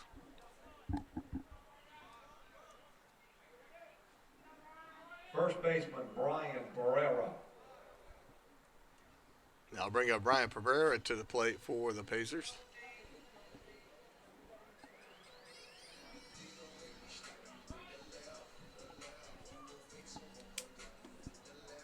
And Pereira with that 2 RBI sac fly earlier on in the game in that 5th inning.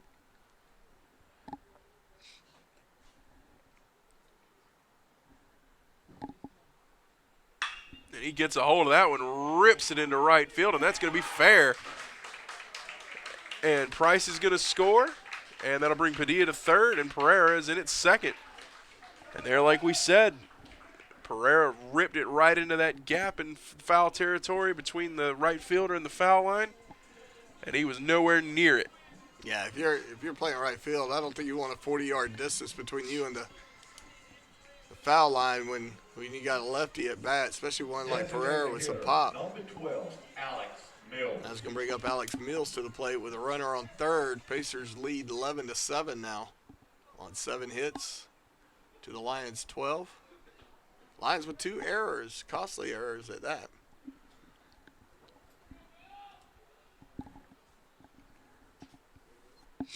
And I see a couple of guys running out to the Lions bullpen now to start getting loosened up a little bit. Mills doubling in his last at bat.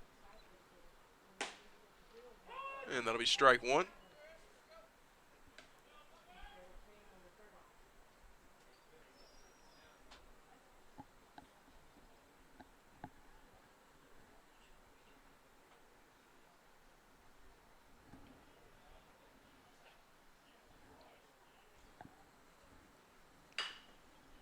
And fouled off by Mills. 0-2 now.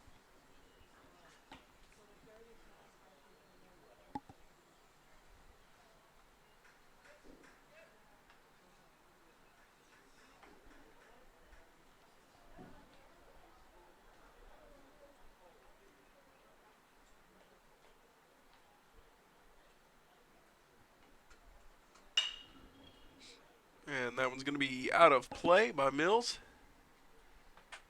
Nice defensive swing there.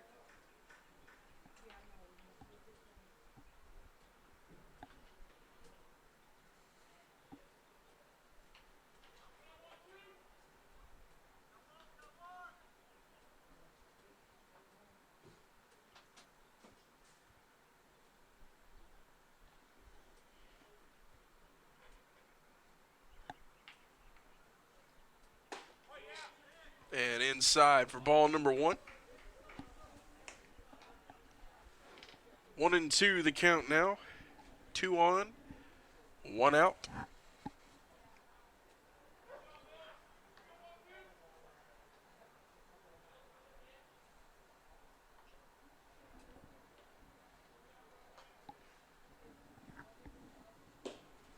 And that one way outside to even the count at 2.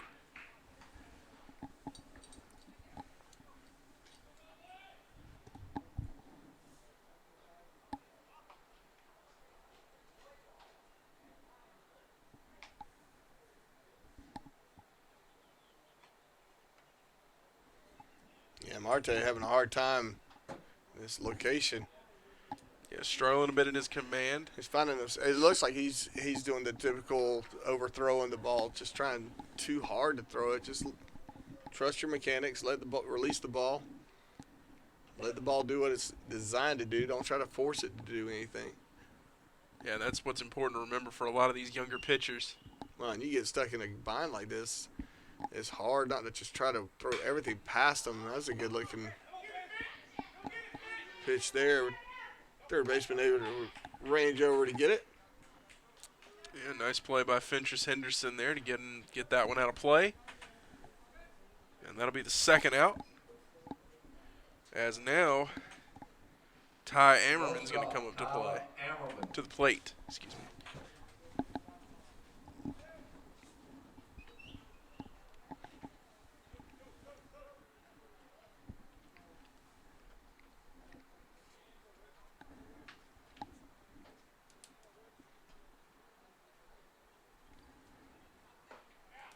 Good-looking little breaking ball there by Marte.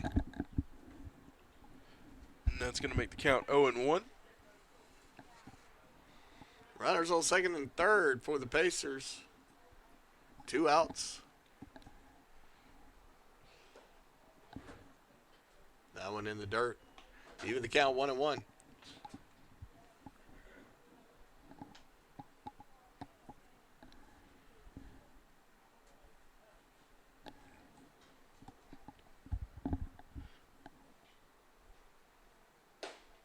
Good looking fastball there, but just missing high. Count is 2-1. Yeah, I thought that one would have been a called strike, but umpire thinks different. 2-1 the count. I guess he's got the mask on. He gets this. Yeah. He calls it. He gets the final say. Pitch from Marte. Big swing and a miss by Ammerman. Hammerman looking for a fastball there, way out in front of it. To even the count, 2-2. Gonna say he foul tipped that one off his bat.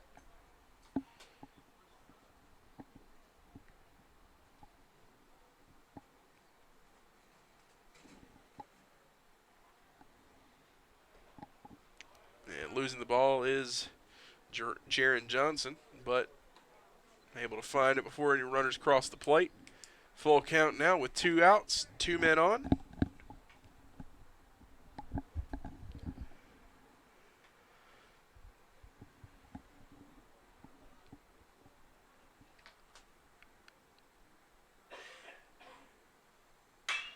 Ammerman gets a hold of that one over the wall. Yeah, nice And shot by Tyler Ammerman. And a 3-run home run for Tyler Ammerman. Well, he got all of that one, didn't he? Sure did. And he handled it very well.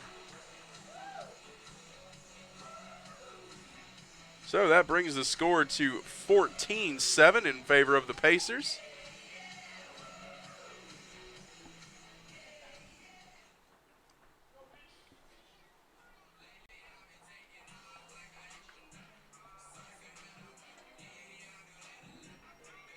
Ammerman just smacked that one over the left field wall. Looked like a fastball that Marte hung over the plate, and he just took advantage of it.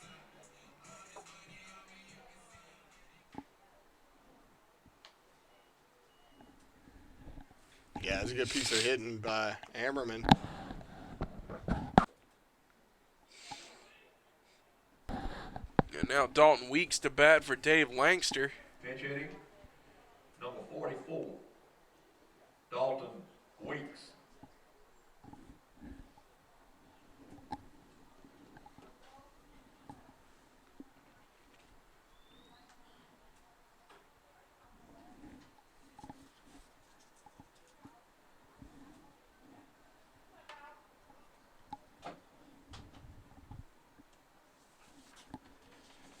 Weeks, one of those guys with a lot of pop in his bat.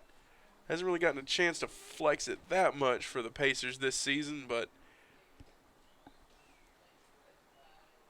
he's definitely shown that it's there. 1-0 the count now. And a big swing and a miss by Weeks. Yeah, Dalton Weeks is a junior out of Boyertown, Pennsylvania, so he's just from up the road. Just a little ways. By a bunch of states.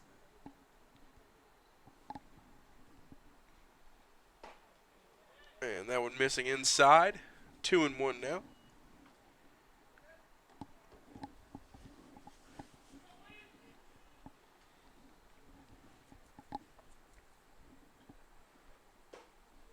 And that's going to catch the outside of the plate to even the count at 2.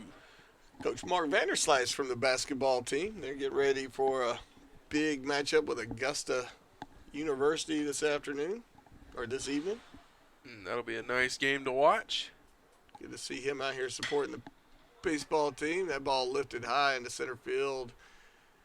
Don't think it's got the distance, and he's going to squeeze it for out number 3. But now before the Pacers put up 4 runs, they lead 14-7. We'll be right back at the top of the 7th.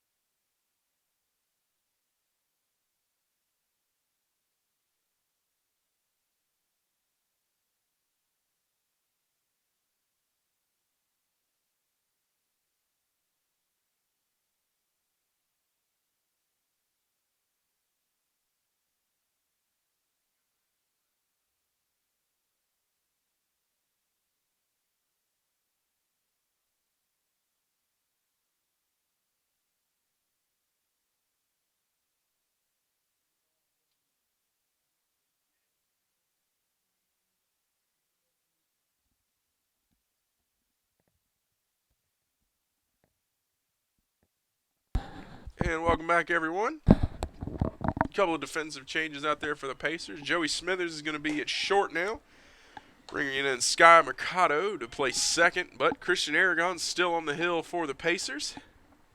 First pitch of ball.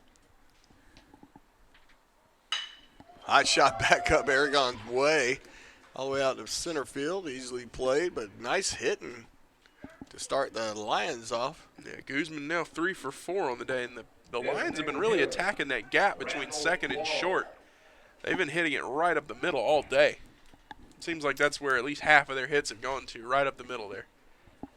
Aragon, fortunately enough, was able to get out of the way of it. Yeah, lucky him. That ball is going to scoot all the way back to the backstop, an easy steal for the Lions. So now we got no outs and a man on second.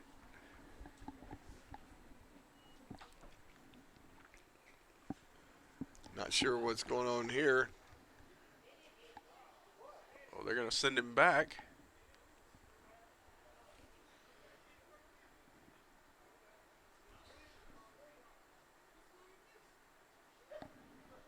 He may have fouled that ball. That may be what the conversation is about.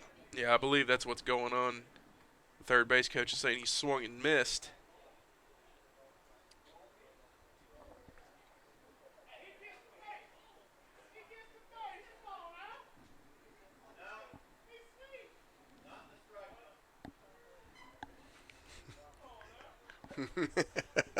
A little friendly banter Yeah. between Lion fans and Pacer fans. Always nice to see the fans getting along out here, having a good time out here.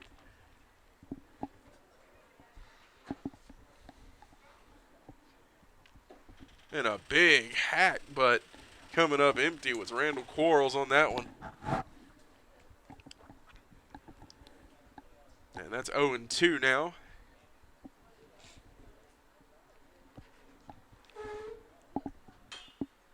And he fouled that one off. Yeah, Aragon's really settled down. He's throwing really well right now. Yeah, he's looked excellent. Gave up those 2 walks, I believe, in the top of the 5th is when he came in. Gave up the 2 walks, but didn't give up any runs. And ever since then, he's looked to be in absolute control. His throw to first could use some work. Yeah, that one. That stretched Brian Pereira out. Yeah, Pereira's, what, 6'4"? Yeah, 6'4". And a big swing and a miss there, no good. But Guzman is going to take second on that one. Now Dobler will head up to the plate.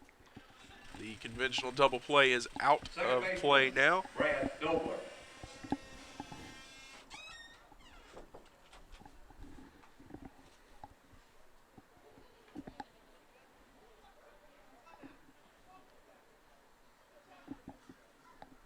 Little mix up there with the signals.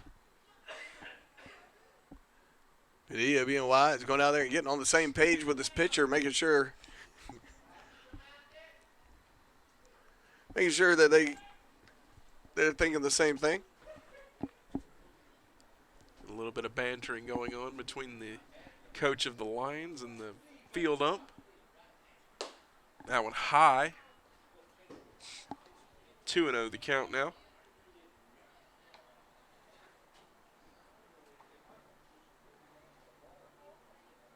Or 1-0, excuse me. And Dobler rips that one out of play. That'll even the count at 1.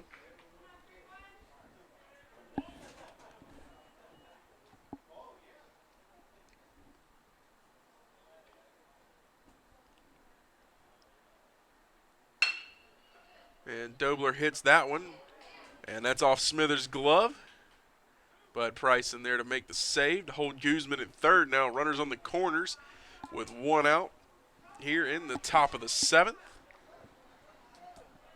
Center fielder Kendrick Elder. And Elder is up to bat now.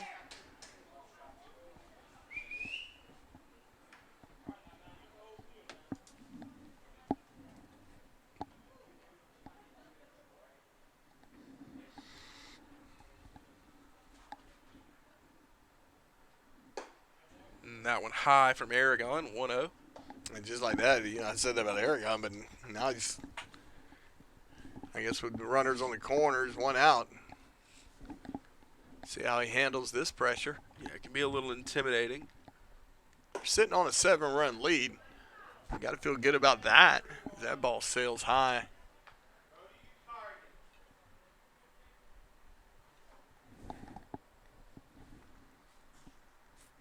Two 2-0 now. Aragon winding in the pitch. That ball's fouled out of play. That'll put a strike on the board. 2-1. Got to imagine if you're Aragon, you're looking for something on the ground here, get the double play, get out of the inning.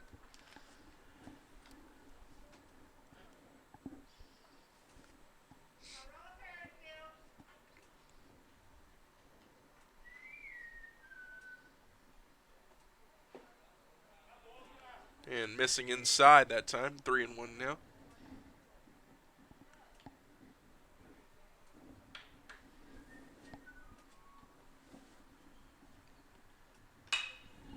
That'll fill up the count as it's fouled out of play.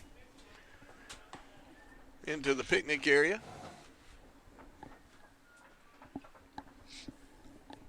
Springtime baseball here is fantastic. That picnic area is usually packed full of people, kids running around kicking soccer balls, throwing baseballs.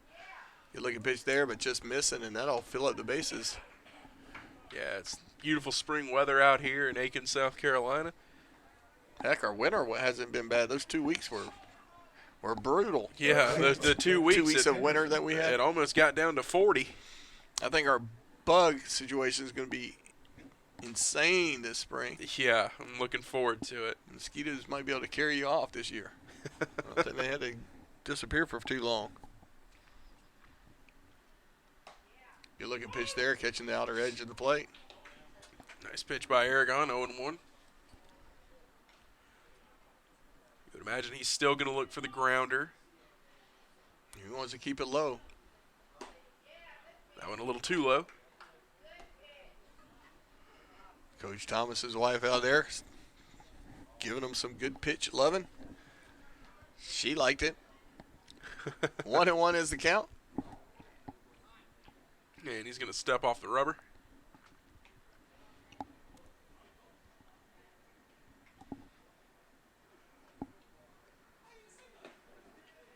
Did he go? And they're going to say he did. So now 1-2 the count on the check swing attempt by Elder. So 1-2 is your count.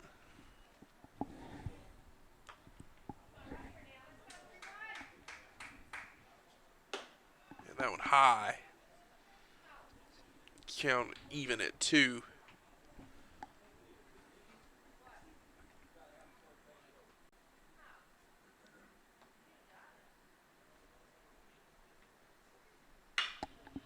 And foul down the left field line. That'll rattle your fingertips, hitting that off the handle like that. Oh, yeah, that'll send shock waves up your arms.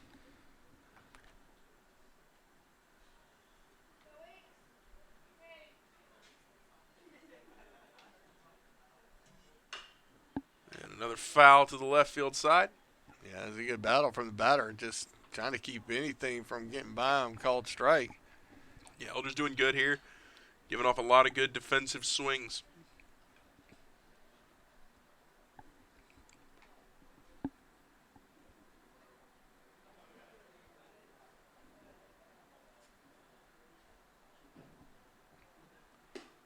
And that one in the dirt, loading the count, 3-2. Last thing you want to do if you're Christian Aragon is walk home or run.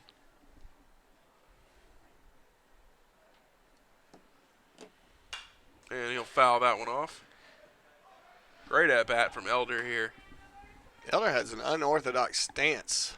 He's almost kind of crouching over himself. He has to unwind a lot of body parts to get the bat around. Now that one's going to be popped out of play. We'll hear a thud in a second. Nope. Little ding. There it is. There it is. It didn't hit us. It hit the concession stand behind us. Yeah, that thing, when it hits the roof up there, it sounds like a gunshot going off. Full count. Run, bases loaded. 1 out. Big And swing he and a miss there. Gets him to swing. Nice at bat by Elder, despite the strikeout to end it. I mean, he did really good job spoiling some good pitches from Aragon. Shortstop, Ricky Carvajal. Excuse me, that was Henderson that was at bat last. Now Carvajal's up to bat.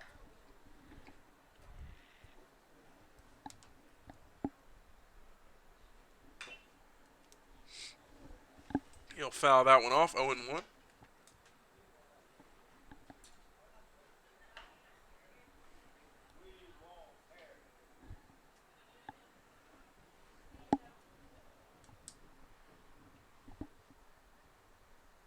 And another big swing and a miss from Carvajal. Yeah, Carvajal's trying to get 4 runs on one swing.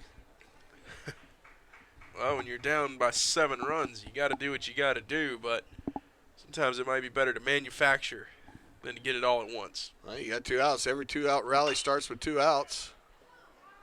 And that ball easily played by the pitcher and easy throw to first to retire the side. No runs. So they scored nothing. They had a bunch of ducks on the pond, but Everybody on their feet. they didn't get to come in. But we'll take a break. We'll be back at the bottom of the 7th.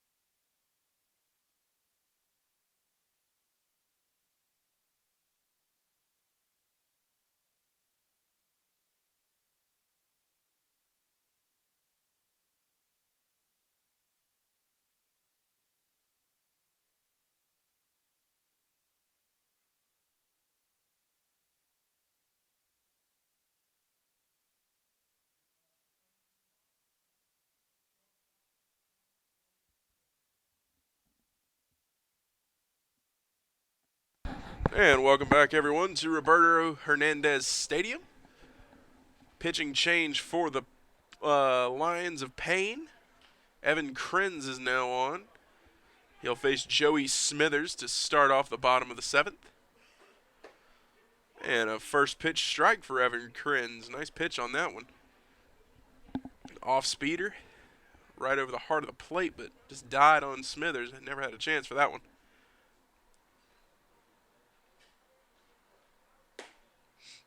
And a nice little fastball to paint the corner.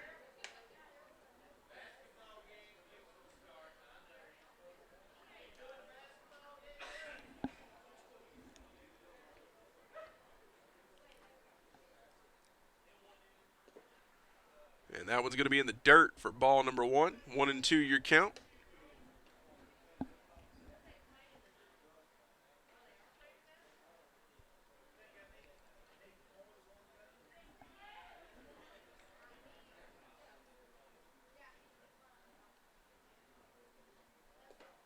And Smithers watches that one in the dirt as well. Count even now at 2.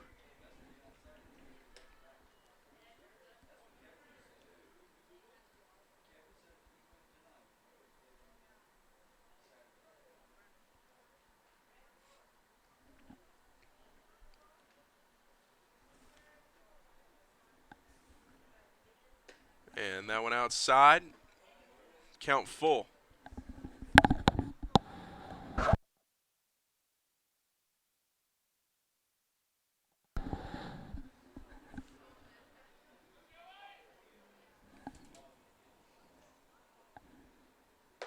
And that one also outside, and Smithers will take the walk. And Jose Bonilla is up to bat now. Center fielder, Jose Bonilla.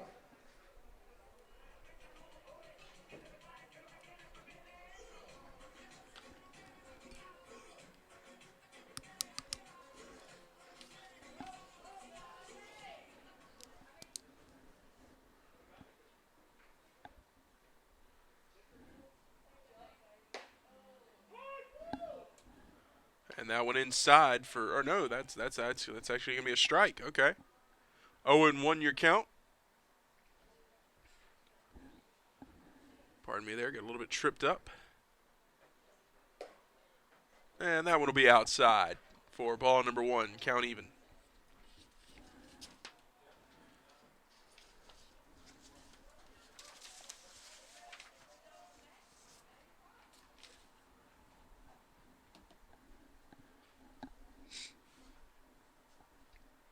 And that one's going to hit Bonilla. And he'll take his base. And now coming in to pinch hit for Mitchell Price will be Niall Goings.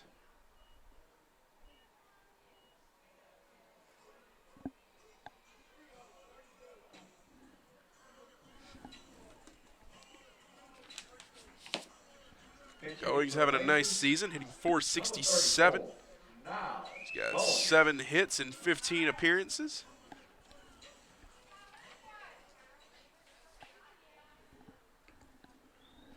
Goings another one of those guys with a little pop in his bat. We'll see what he can do with 2 men on and no outs here.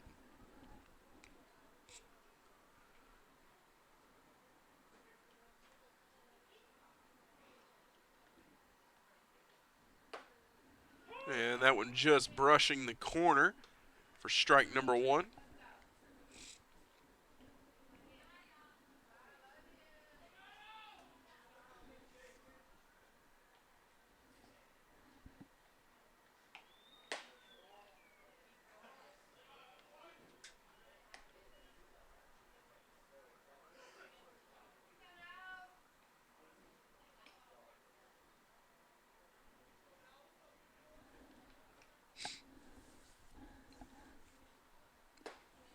And 1-2 the count now for Goings.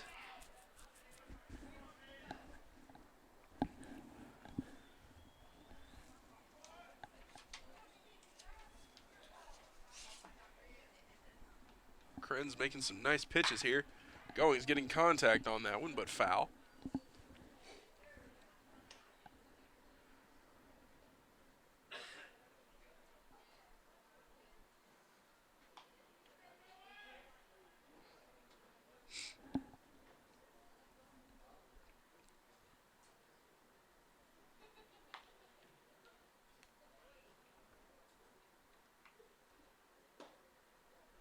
And that's in the dirt. Even the count at 2.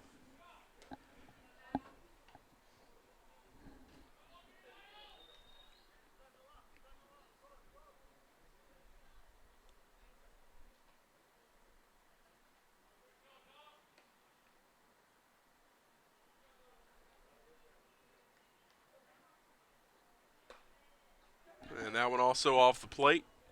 Count now full.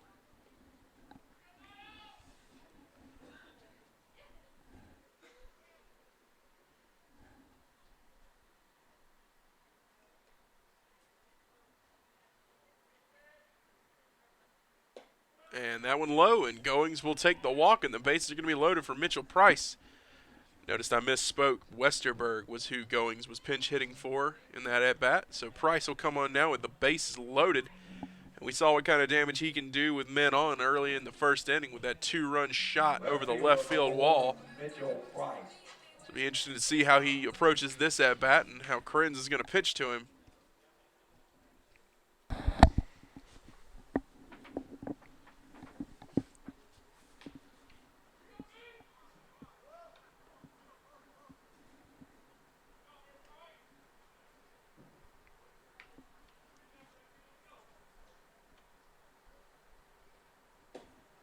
And Krenz low and outside with that one, ball one. And he's going to have to be really careful recognizing that the bases are loaded. There's no outs. You're down by 7. Just trust your stuff. Don't try to overdo it. Yeah, the last thing you want to do is make things worse here. 7 runs is already a lot to overcome. And Price gets a hold of that one, but it is going. Oh, that's going to the wall. It's going to hit off the wall there. That's going to score at least 2. 3. 3, and Price is going to head in, and he's going to try for third, and he's going to make it standing up. A stand-up triple for Mitchell Price. That ball hit off the top 3/4 of the wall, and it shot put it off that wall. The center fielder having to chase that thing down as heading back towards the infield. I don't know that it would have made it to the infield off the rebound. So Mitchell Price now a single away from the cycle. He's hit a homer, doubled and tripled. So if he gets one more at bat, it'll be interesting to see if he might get the cycle today. And we're going to see a quick chat. Coach for the Lions going out there to have a chat with his pitcher. And they've got one guy out in the bullpen right now. Pacers up by 10 runs, 17-7 on 9 hits. Lions with 14 hits. But the Pacers obviously getting the better of it, and there is going to be a pitching change. So we'll take a break, and we'll be right back once that pitching change has concluded.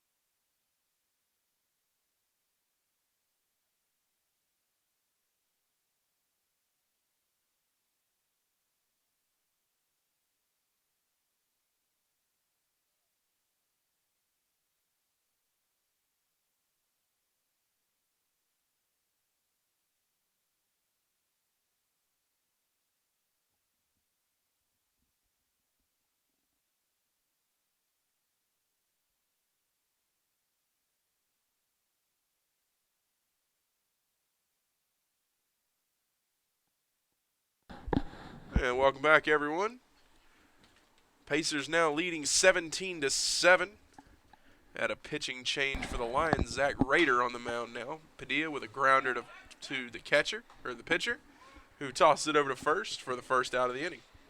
Yeah, I think a grounder to the catcher is usually referred to as a bunt. Yeah, that's usually what that's called. Pitcher coming in, Number 32. getting the job done, gets the first out. First pitch, not bad. Of course, that's going to bring up Brian Pereira. I don't know why I'm tripping over his name. And Pereira having a nice day. 3 RBIs and a double.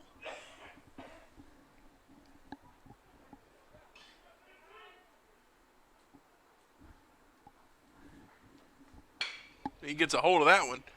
And that's going to be just fair. And that's going to be a double for Pereira. Wow, that was really close. An RBI double at that. Oh, wait. They're sending everybody back. They're going to call it back. Wow, I thought that one was fair. That They one, must have looked at replay. yeah. That one just must have hit the line because it looked fair from here. But the umpire's got a better view than we do. And you'll notice the right fielder not quite as far out there. Yeah, he might be hooking in a little bit now. Yeah, he's only about 20 yards now from.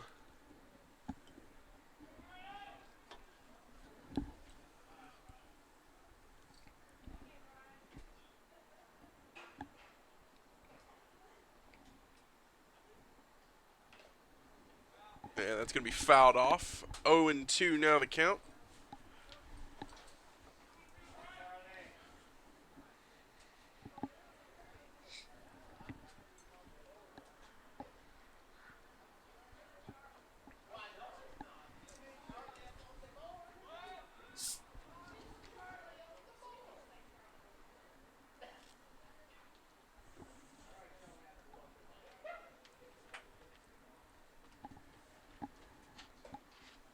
And that one just off the plate. 1-2 now the count.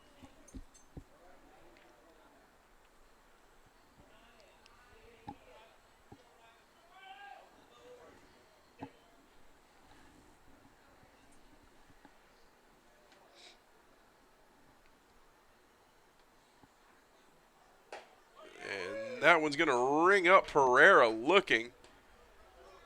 Just catching the inside part of the plate. And that'll bring up Alex Mills. He's going to have a man on third, 2 outs. Hitter, number 12, Alex Mills.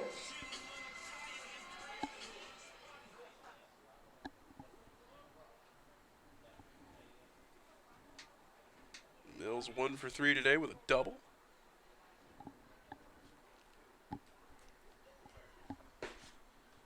And that one low. 1-0 the count.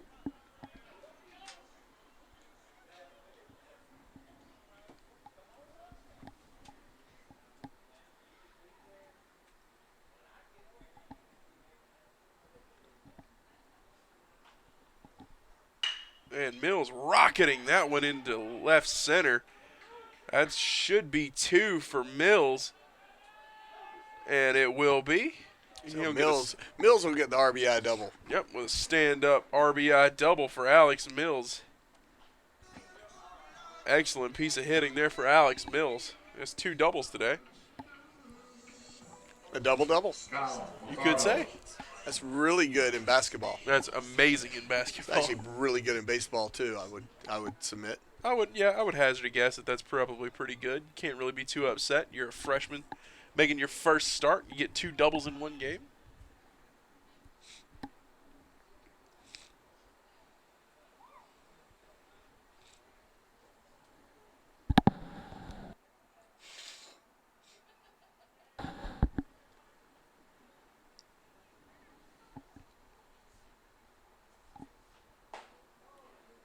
And that one's going to get by Mercado for strike number 1. Good to see Mercado out there for the Pacers.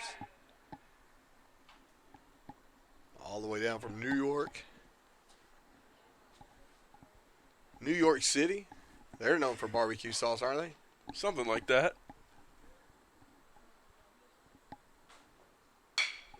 And Mercado's slicing that one to third. And he's going to get his man at first. And that'll do it for the 7th inning. That's a 4-run inning for the Pacers. 18-7 now your score as we head into the top of the 8th, and we'll be right back with you.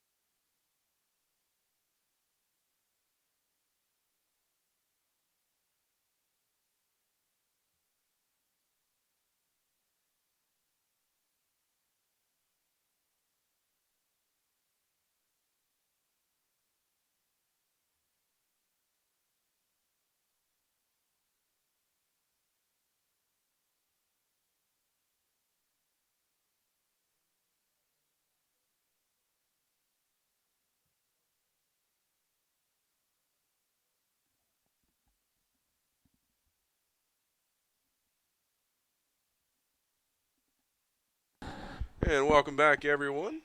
Pitching change for the Pacers. We'll see Daniel Wiggins, the freshman lefty, come on for the Pacers. He's going to be facing Haziel Morel to start things off, and that'll be a ball. 1-0 the count in the top of the 8th. You score 18.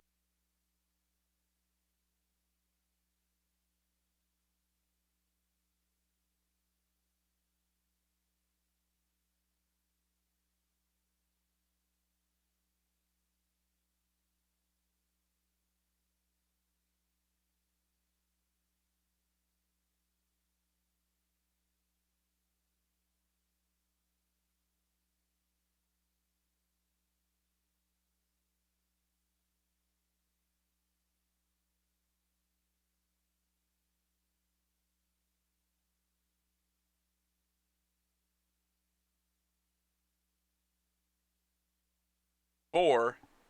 So Morel will head to first.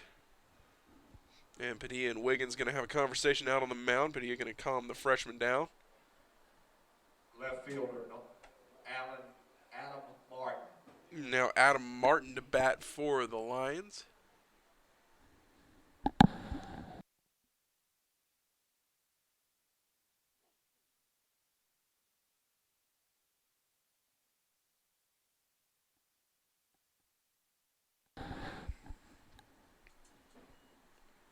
And the pitch from Wiggins. Nice pitch from Wiggins for a strike one.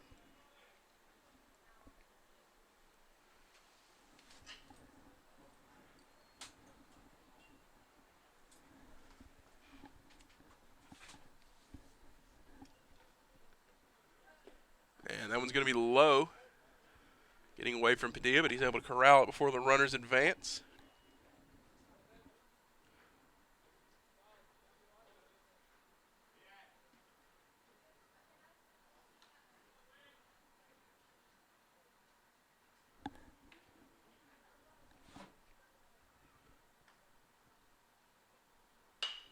And the swing from Martin, but that's going to go foul.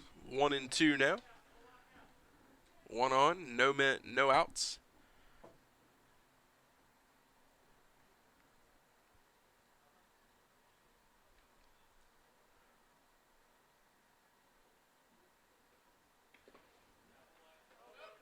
And a check swing from Martin that time. Evens the count at 2.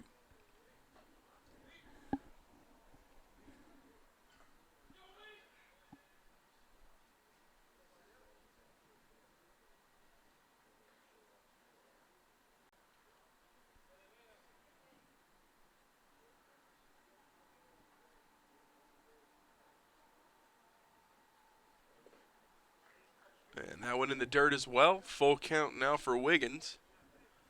Started off this at bat really strong, but struggling a little bit now.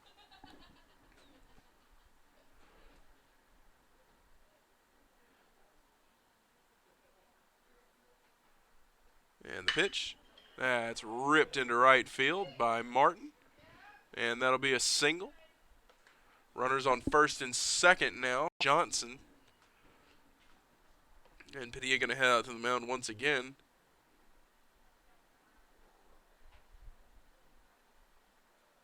Catcher, Jerron Johnson.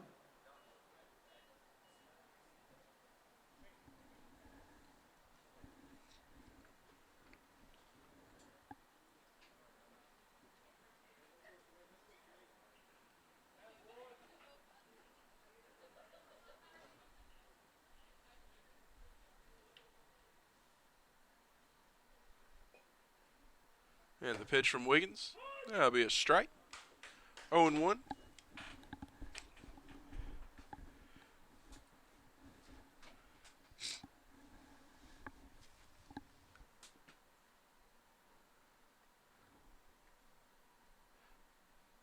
The pitch. That one looked like it slipped off Wiggins' hand a little bit coming out of the glove to even the count at 1.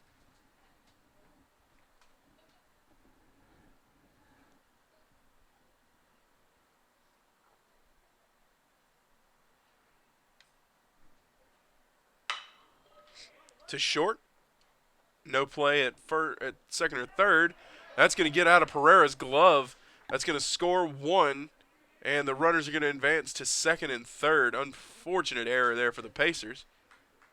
That'll bring the score to within 10, 18-8 now the score.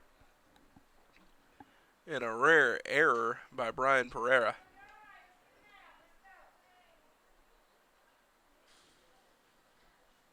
Gabriel Guzman. And Guzman now to the plate with 2 men on, both in scoring position and no outs.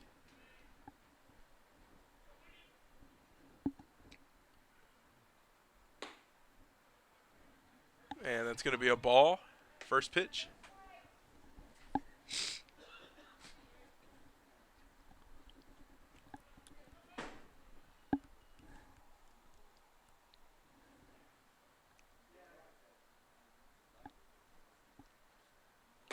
And a big swing and a miss by Guzman to even the count at 1.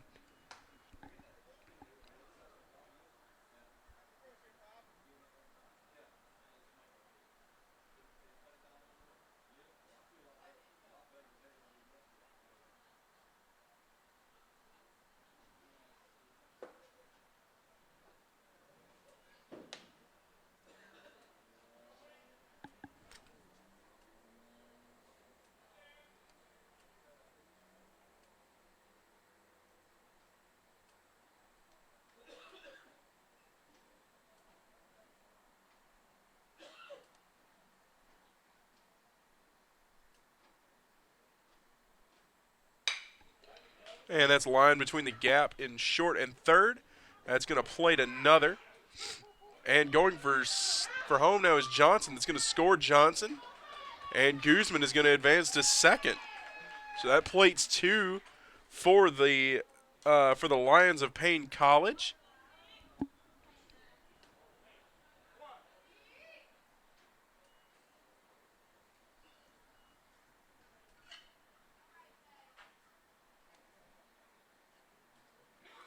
Designated hitter, Randall Quarles.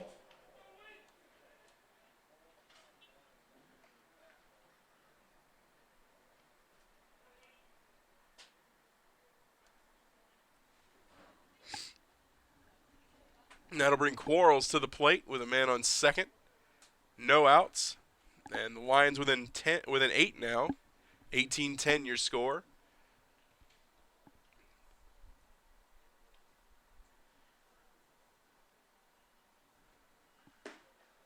And that went in the dirt. Ball 1.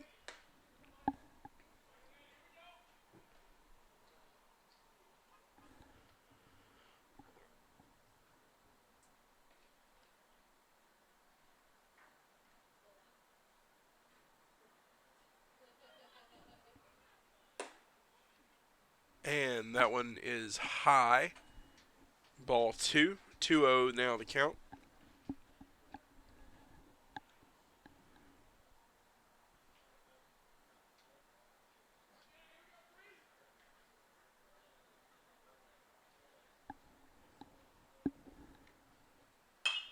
And that one fouled back.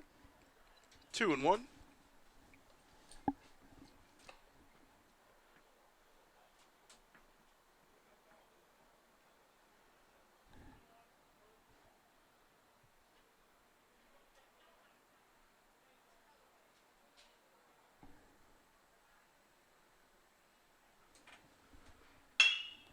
And that one, nice play there to bring that one down by Weeks.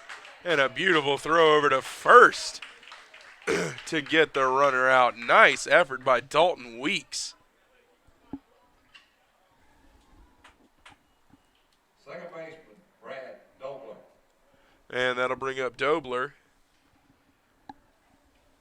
Can't say enough about that effort on that play by Dalton Weeks.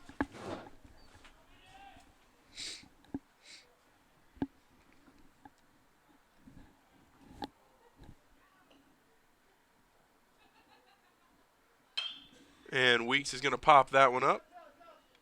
And out of play off the visitor's dugout.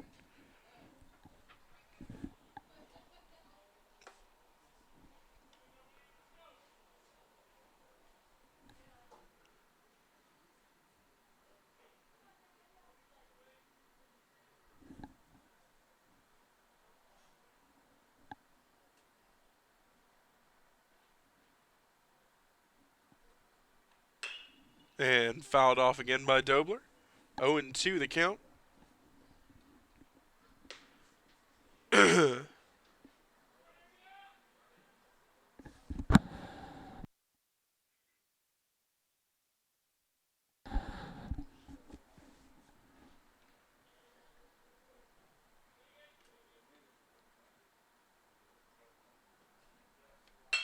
And that one popped to right. And Goings is under it.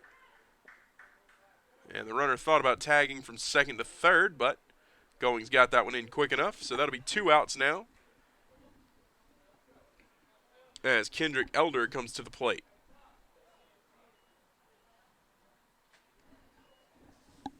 Center fielder, Kendrick Elder.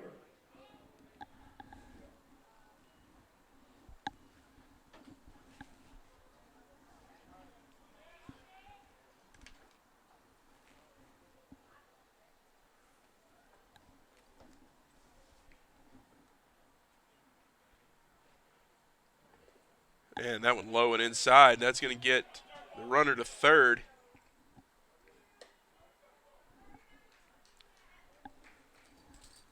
So 1-0 your count now.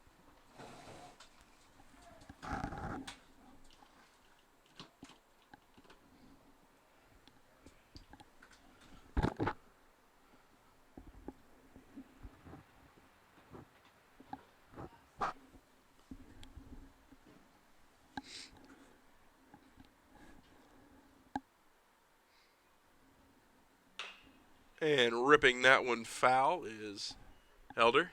So 1-1 your count.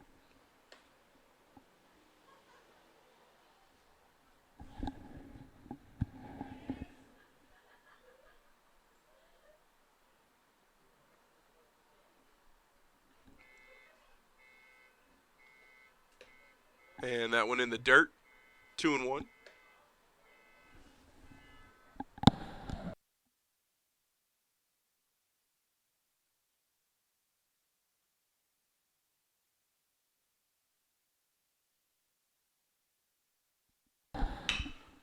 And that one ripped foul by Elder.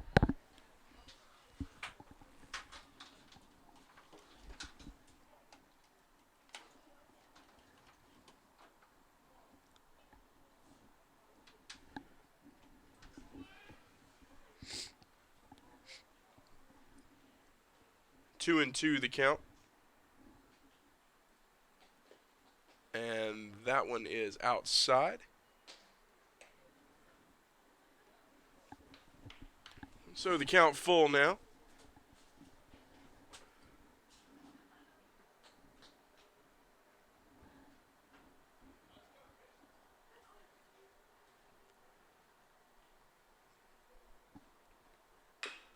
And fouling that one off is Elder. Ooh.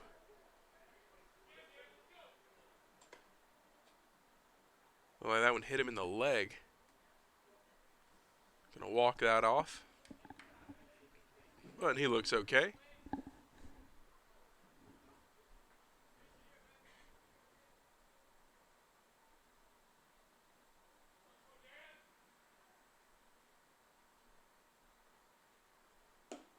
And that one's going to be in the dirt. And Elder will head to first. And now Fentress Henderson will come to the plate.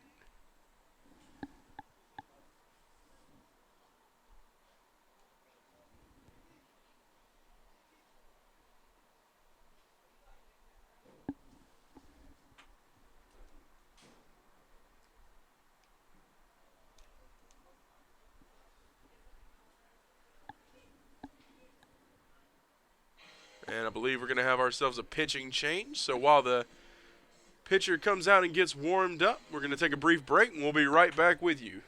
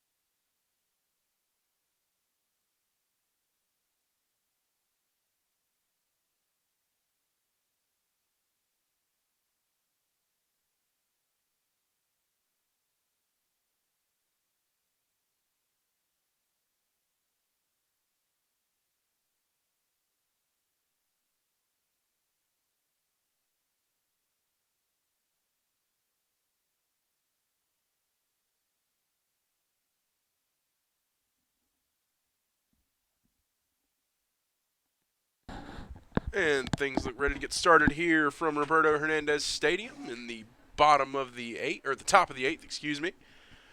Blake Cantrell on to pitch for the Pacers, the junior out of Aiken, South Carolina. And he'll be facing Fentress Henderson with a big swing and a miss on the first pitch from Cantrell. 0-1 your count.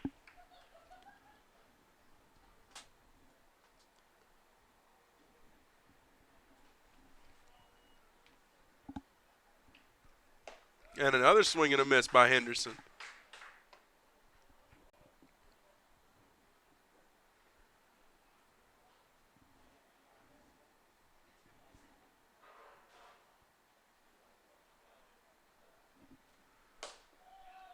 And that went just off the plate for Cantrell there.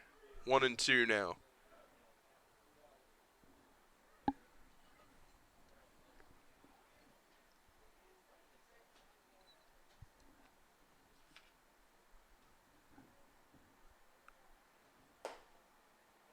And that one also off the plate. 2-2.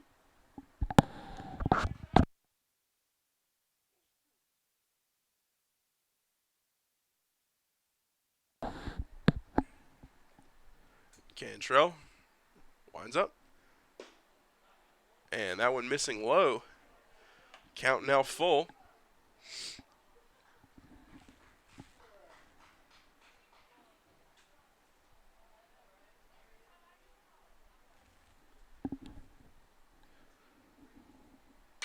And that one popped to left. And Brown's underneath it. And he got it. And that'll end the top of the 8th inning. The Lions plate 3 and bring the score 18-10. We'll be right back at the start of the bottom half of the 8th inning.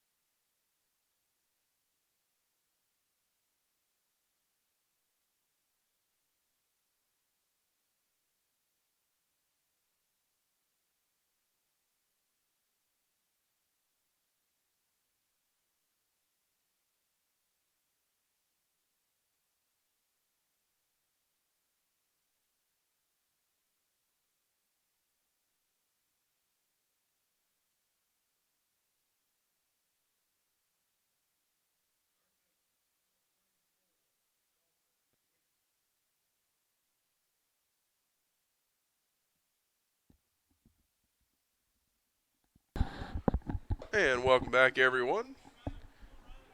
Now in the bottom of the 8th inning. Dalton Weeks leading off the inning for the Pacers. And he slaps that one into left center. And that one is gone. A bomb by Dalton Weeks. That one was a nice hit ball to deep left center by Dalton Weeks. And that'll plate one more for the Pacers. 19-10 now your score.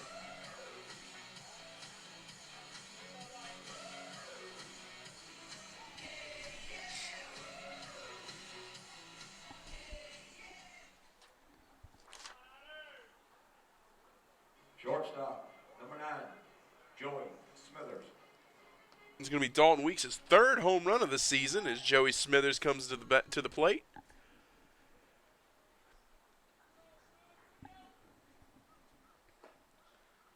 Nice curveball, but a little low. Ball 1.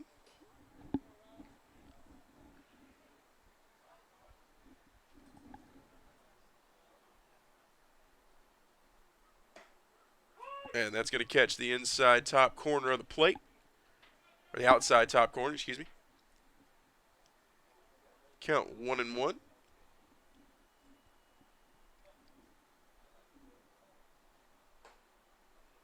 And a big swinging strike for Smithers. 1-2 the count now.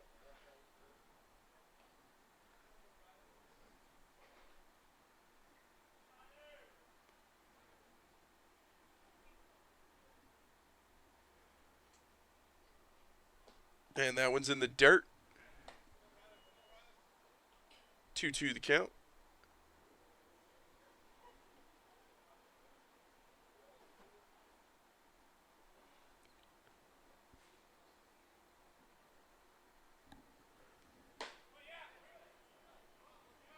And the count full now.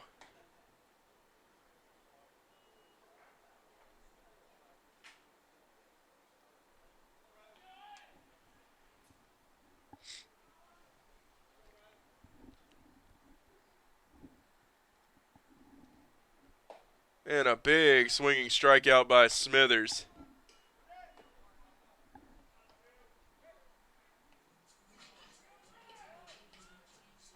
Now batting for the Pacers, And that's going to bring up Freddie Beeman, the junior outfielder. He's going to be batting for Bonilla.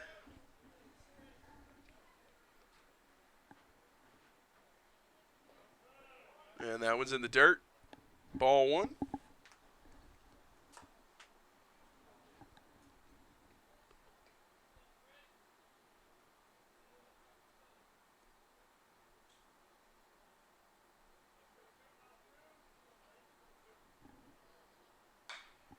And that one popped behind the plate.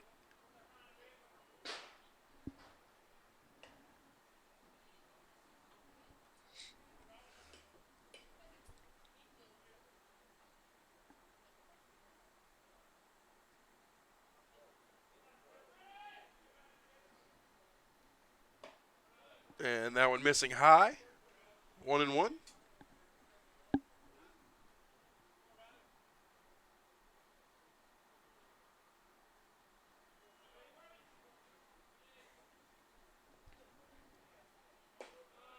And that one going to miss low.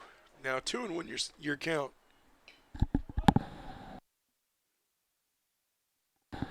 Excuse me, that makes the count 3-1.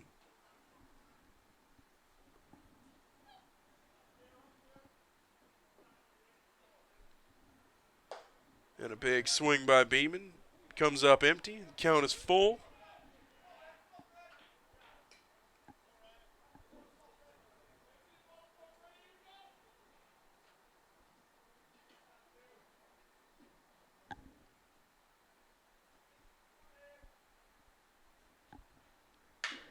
And that one's popped to center. And Elder will make the play. That's out number 2. And now Goings heads to the plate.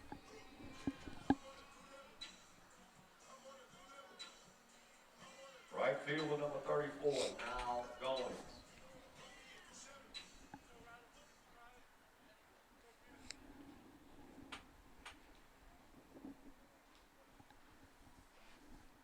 And that one off the plate. Ball one.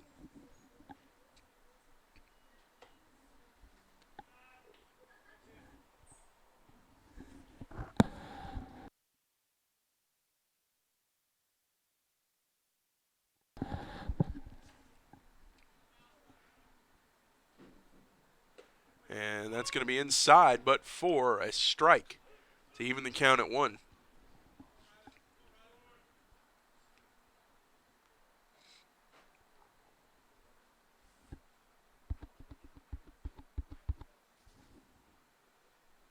Big swing and a miss by Goings.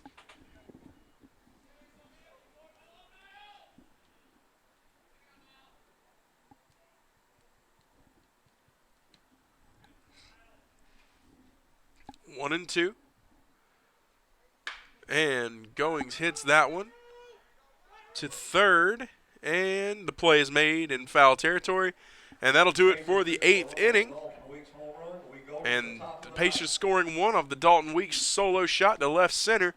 And we head into the top of the 9th, 19-10 the score.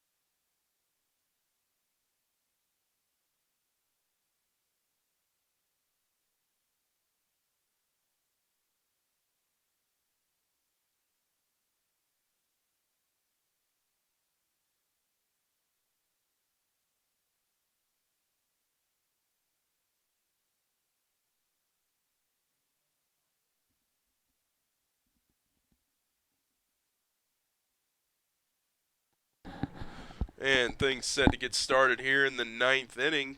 Ricky Carvajal leading off the inning for the Lions. Blake Cantrell on the mound still for the Pacers. 19-10 your score.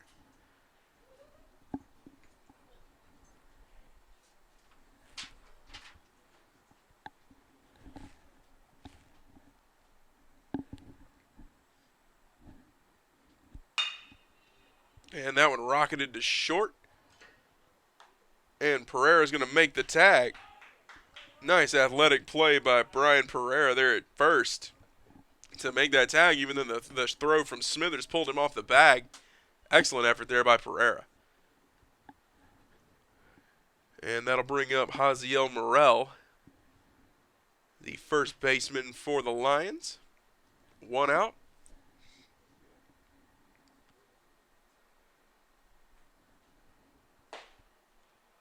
And that's a strike.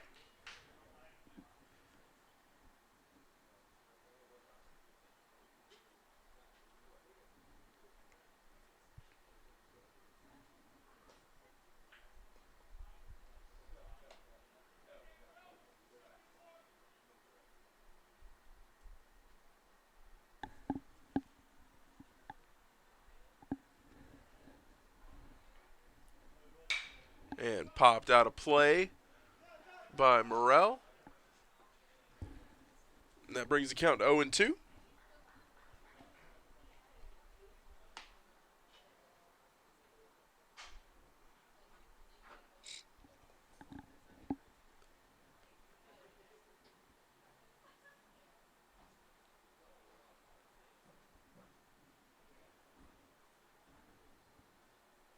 And the throw from Cantrell, big swing and a miss. And that's going to ring up Haziel Morel for the second out.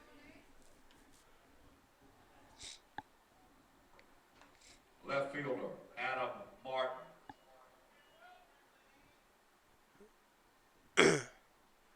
And Adam Martin now to the plate for the Lions. He represents the last out. And that one inside, or low, excuse me. Ball one.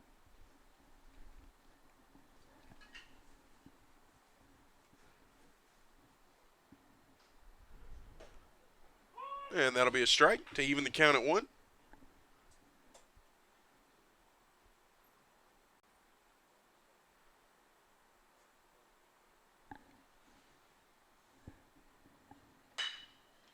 And that one is going to be lifted and just over the head of Andre Brown in left.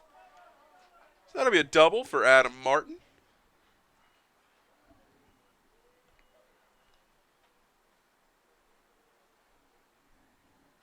The catcher. And that's going to bring Jaron Johnson to the plate.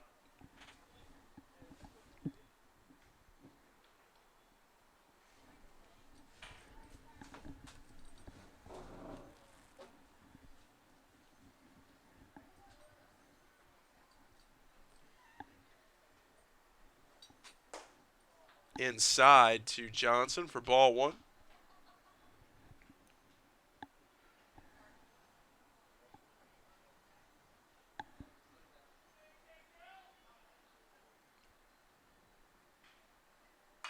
And fouled back by Johnson to even the count at 1.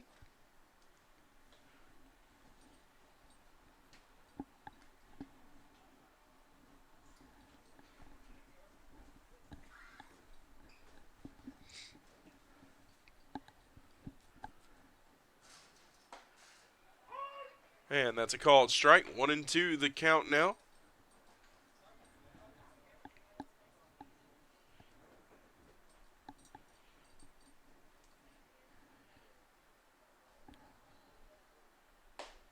And that one right down the corner gets Johnson looking. And that is going to do it from Roberto Hernandez Stadium. Final score 19-10 in favor of the Pacers. It's an excellent offensive effort today by the Pacers, putting up 19 runs, including a 5-run fifth inning and 2 back-to-back 4-run innings in the 6th and the 7th. Excellent plate appearances by all who stepped up today. And we thank you guys for tuning in. Now, if you feel the need to, Tune in to our broadcast coming live from the Convocation Center currently as women's basketball is taking on Augusta University. We'll be over there again at 7:30 as the men take on Augusta University. Both the last games of the regular season for both of those teams, so we hope you tune in. I'll be over there shortly. So we thank you for tuning in. I'm Jordan Phillips, and for my broadcast partner, Chip Herring, we thank you guys for tuning in. Have a great night.